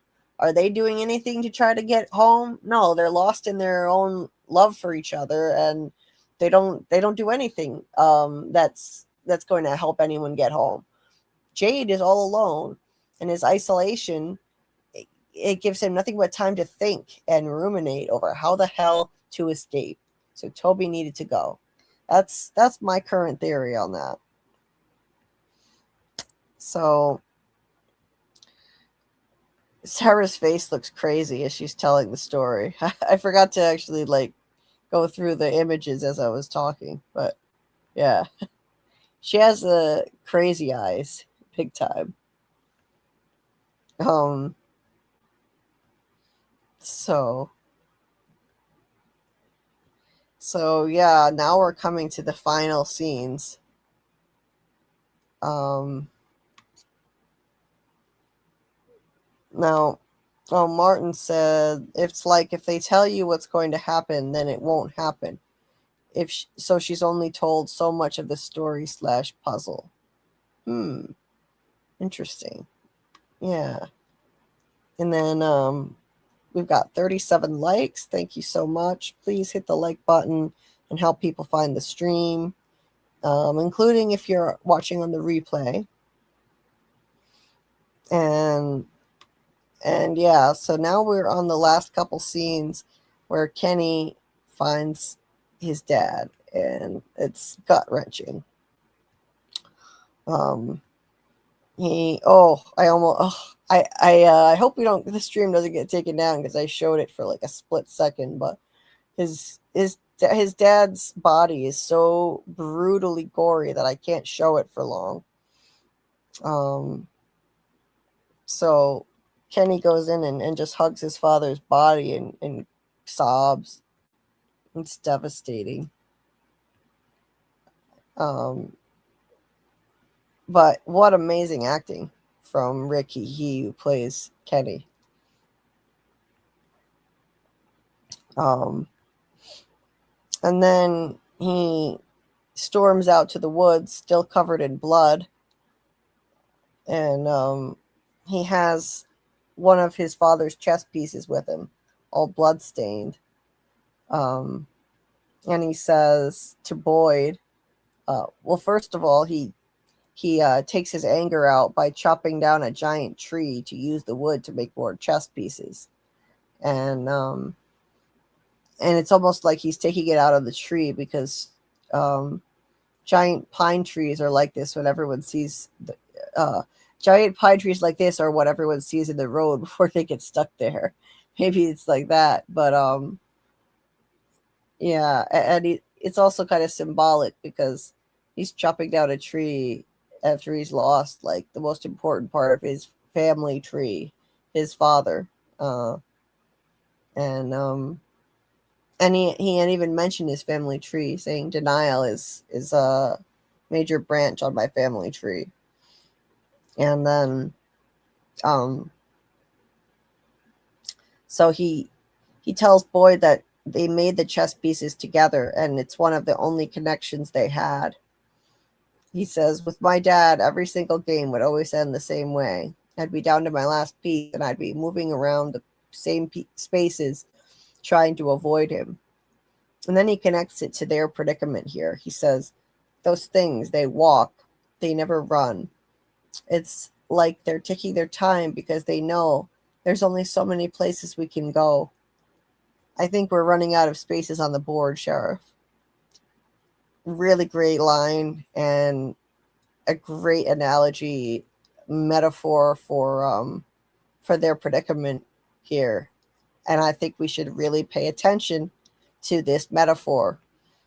I think it's another major clue that was planted in the first couple episodes, that this place operates like a game of chess. Two entities opposing each other and using the people as pieces, as pawns for, the overall outcome. And that's what I think is happening here. And the chess is later brought back again in season 2 in the Ghost Khatri flashback with Boyd. He's sitting there holding I think a rook, and he's got the whole chessboard in front of him. And then he points a chess piece at Boyd as he's trying to convince him not to tell Kenny that he knew about Sarah. So yeah, this chess metaphor, it's definitely something to make a note of and think about. And I know that they did something similar in Lost, two entities bringing people to a supernatural place and using them against each other. But that's not to say they can't do something similar here in this show, which is a different genre and they can take a different twist on it. But yeah, it's also made by some of the same people. You have to take that into account too.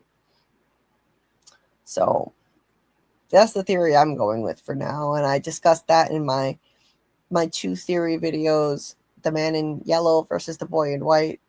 It's a 2-parter that I put out. One of them, I think, was the end of 2024, and the other one in early 2025 in January.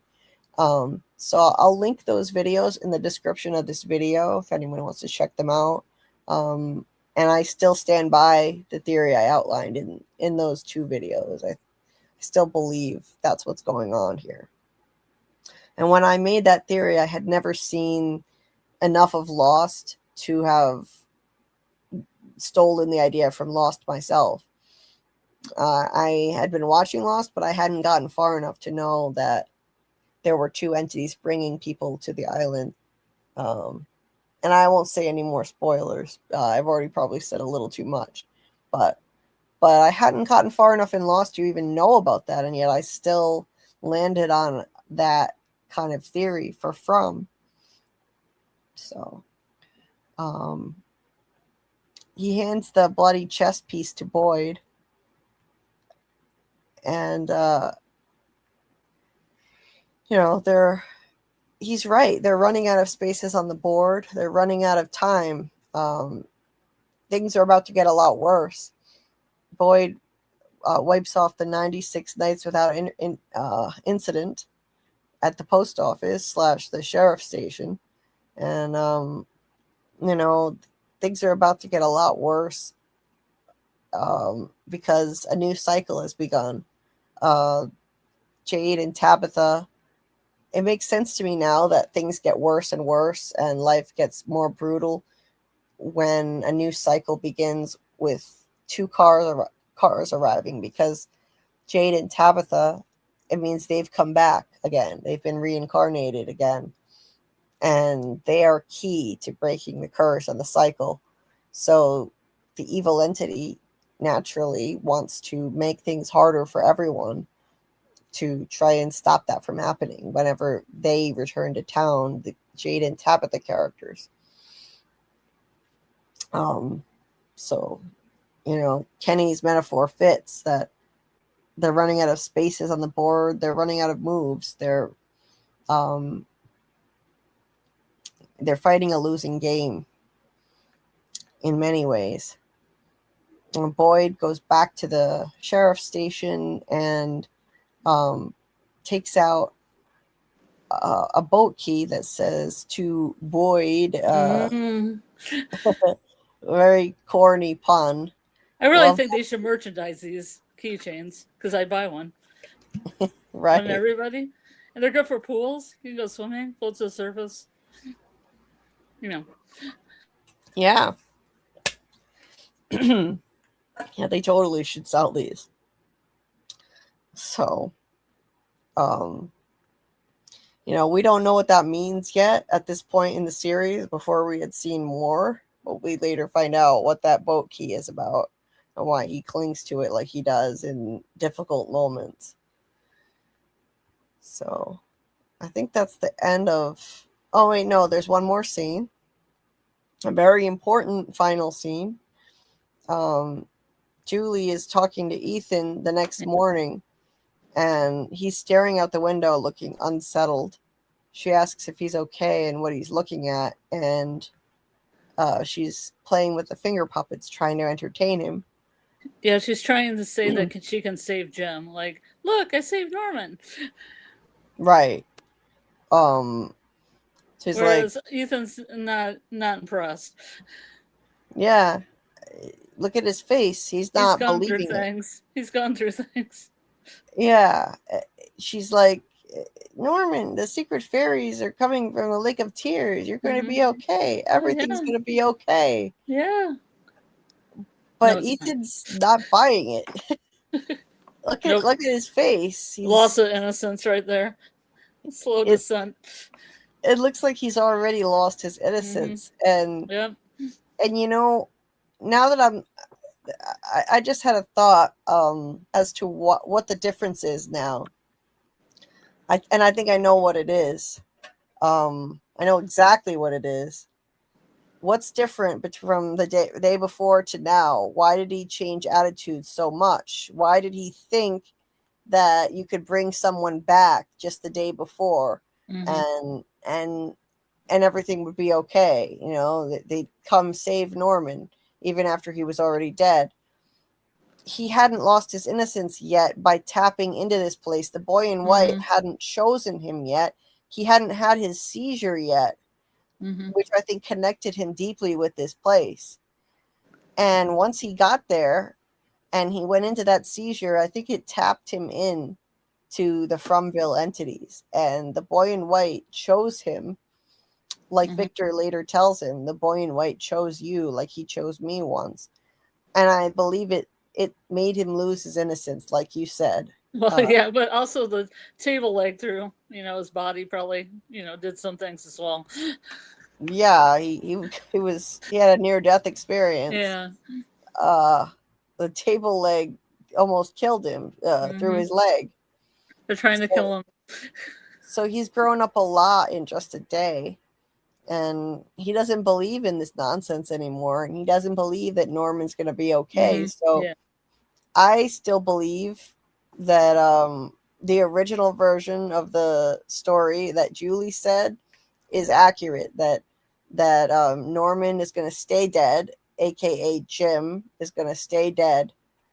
And what Julie says here is not going to change anything. That the original metaphor through the Norman story is what's going to play out when it comes to Jim. He's not going to be able to be brought back. No one will be able to be brought back from the dead.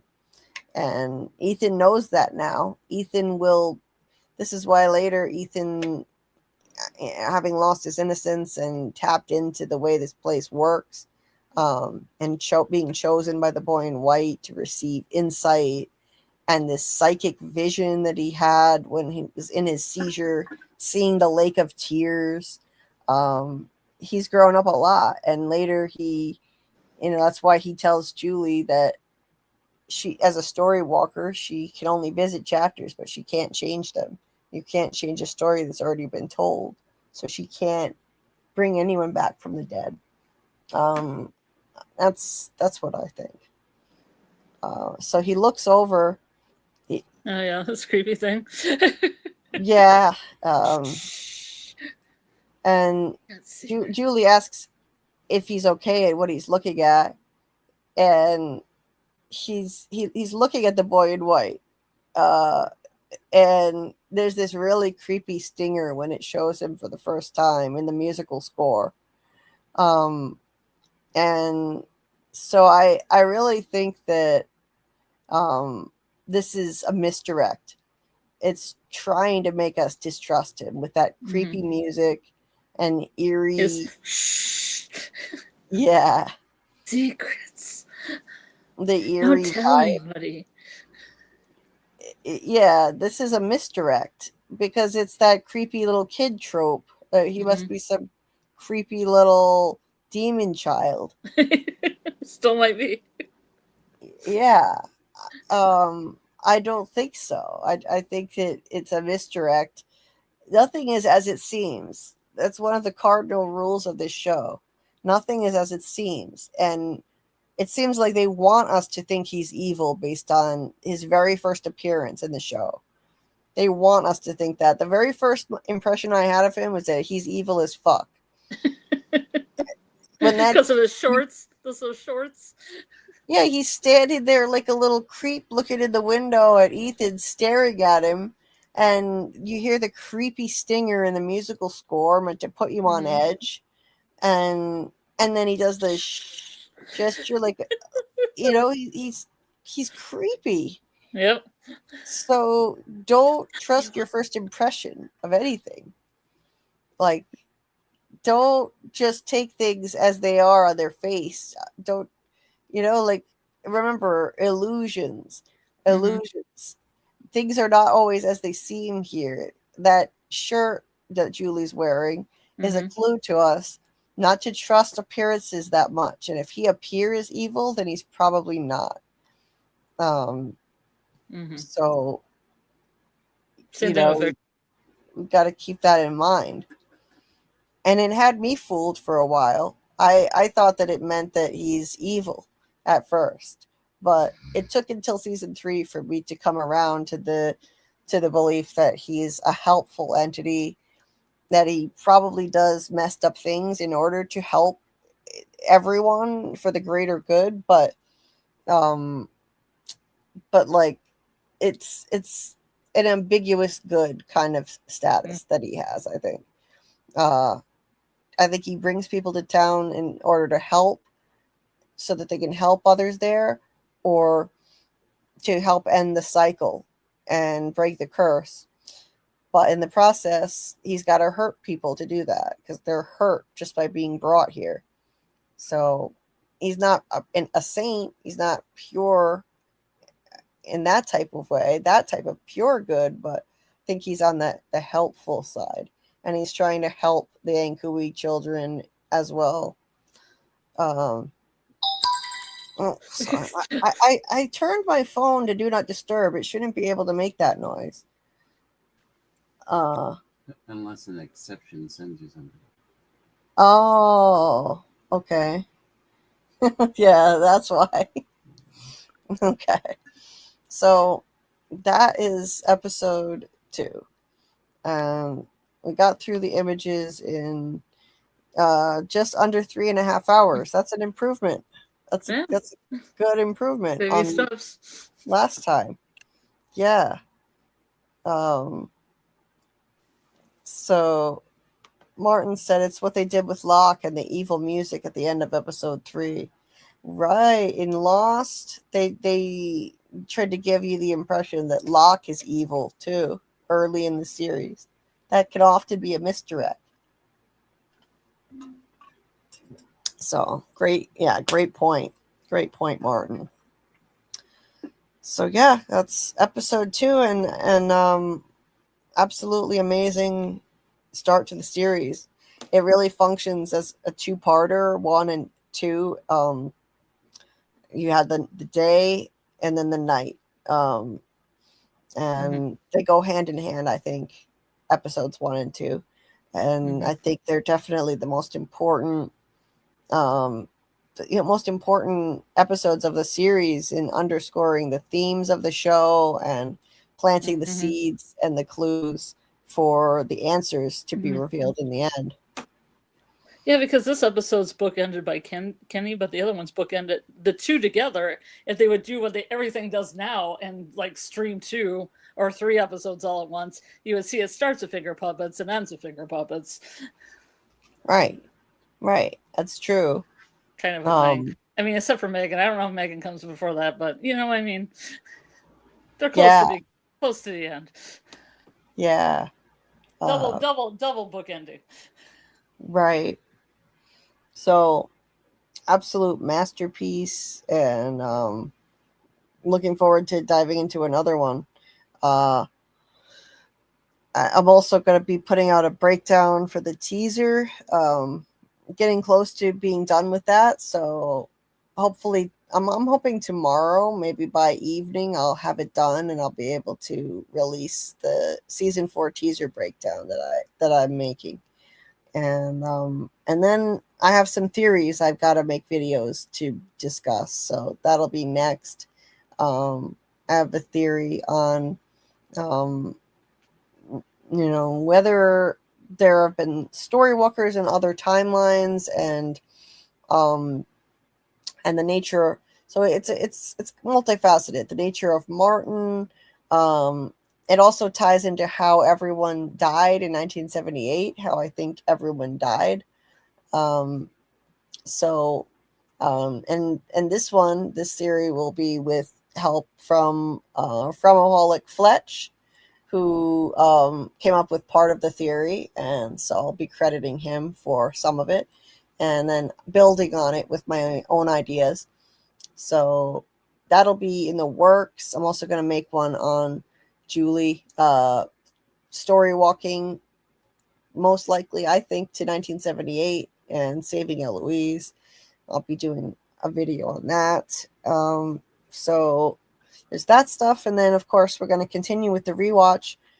Episode 3 will be next. And so, yeah, stay tuned on exactly when that's going to be. But I'm going to try to do it by the end of the week. So we'll let you know when. I'll announce it either Friday or Saturday night. And before we do the live stream, I'll do a watch party in the Discord for episode 3. So if you are not in the Discord by any chance and you want to join these watch parties, you can join via the link in the description of this video. And we'll also, of course, be streaming season 4 when it starts dropping April 19th. So you're not going to want to miss that. The man in yellow himself, Doug Hughes, said he's going to actually join us for those watch parties. Yeah, he's going to haunt our watch parties. Are you doing anything tomorrow night, Julie? Tomorrow, yeah, I'm not sure. I think tomorrow, I'm not sure yet. I think tomorrow is my school spirits live over at Sci-Fi Vision at 11 p.m. Watch party before. We're doing episode 7. Mm-hmm. It'll be a good time. And we have an actor we're going to interview next week. Nice. Mystery actor. That's awesome. Yeah, so I mean, if you like Yellow Jackets, you might like School Spirits. There's about like 3 or 4 connections between the two. It's fun. It's mystery box. Keeps you guessing. Except when I got spoiled because somebody put out their episode 7 thing the day before. I guess it happens. Yeah. Well, that sucks, but yeah. Yeah. Well, I mean, it unfolded to me just like she said, so it was fine. It's terrible. No surprises. Mm-hmm. So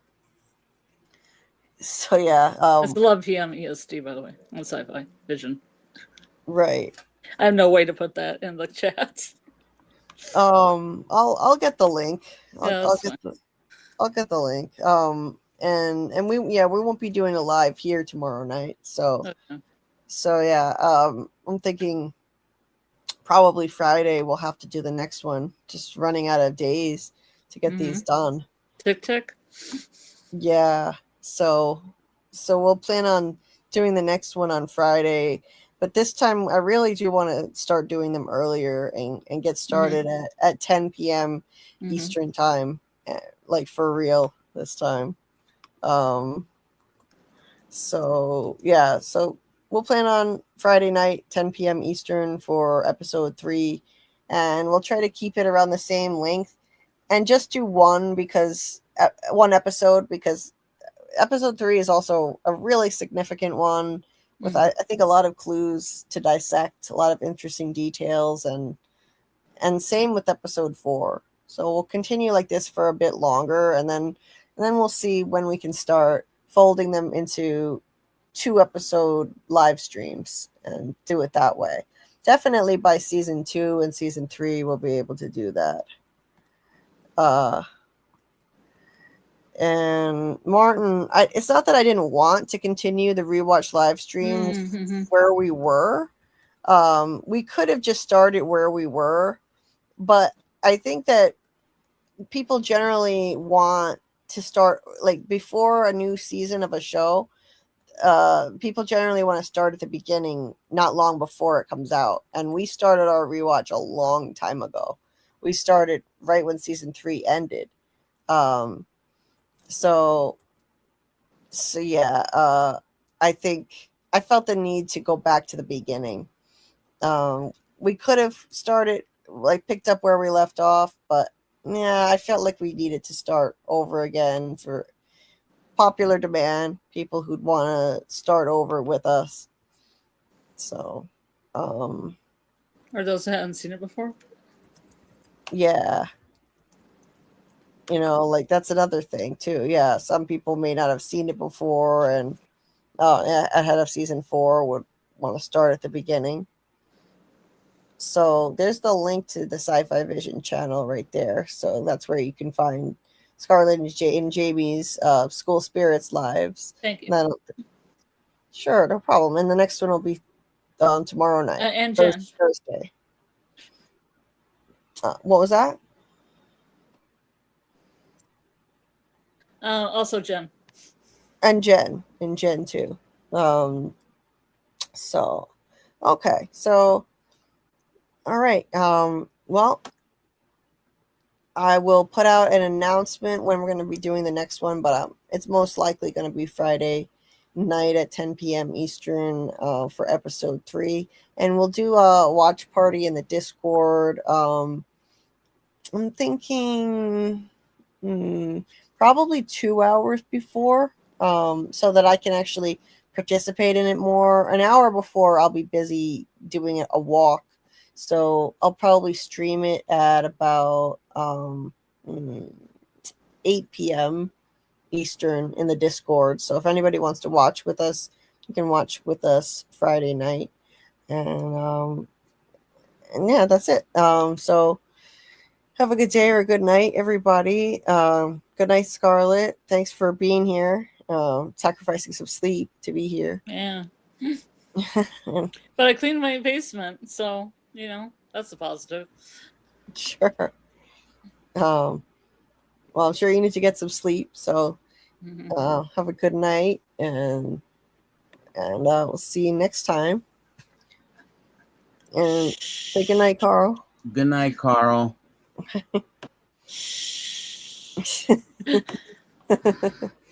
Good night. No, it's a secret. That's a kind of shush. Shh. Is that a theory creeping open? Is that what that is? Oh, Yeah. theory. Oh. That's what that is. Here it comes. Yep. Good night. Next time. Yeah. That's a theory creaking open, baby.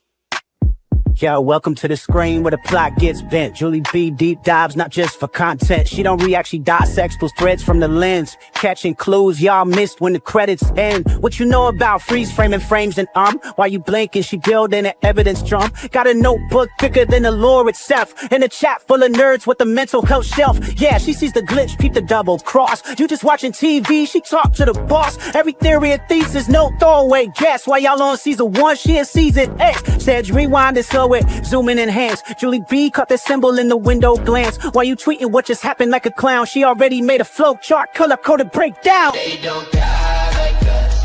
They don't vibe like us. They binge and they bounce. We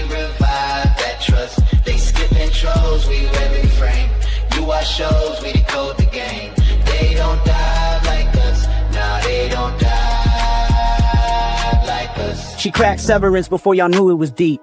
Predicted the Last of Us deaths in her sleep. When the camera pans, she ain't blinking once. Catch a ghost in the glass, call it theory punch. Watch parties lit like apocalypse nights. Call-ins while they bringing alien rights. Hey Julie, I think the trees are spies. Well, I have a spreadsheet that confirms that, guys. Zoom in, boom in, she moving through clues. Spinning Discord in the courtrooms, Lord of views. Got mods with receipts. Time stands with heat. Every rewatch turns into a Reddit elite. You stuck on the surface, we beneath with maps. Cross-referencing lore with the rector's caps. If your fave show got secrets, don't be dumb. Julie got the chalkboard out in Frum's where it's from. They don't dive like us, they don't vibe like us. They skim the edge, we inside that crust. They zone out, we zone into pain. You say plot twist, we say nope, chain.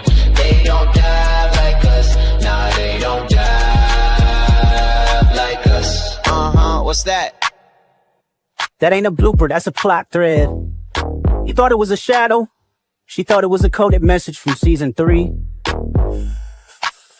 And she's probably right. Step this way if your mind's unbent. Step that way if your theories pay rent. Say Julie B, deep dive queen. Now zoom, scroll, theorize, pull. Ain't no rabbit hole safe once she got the cloud.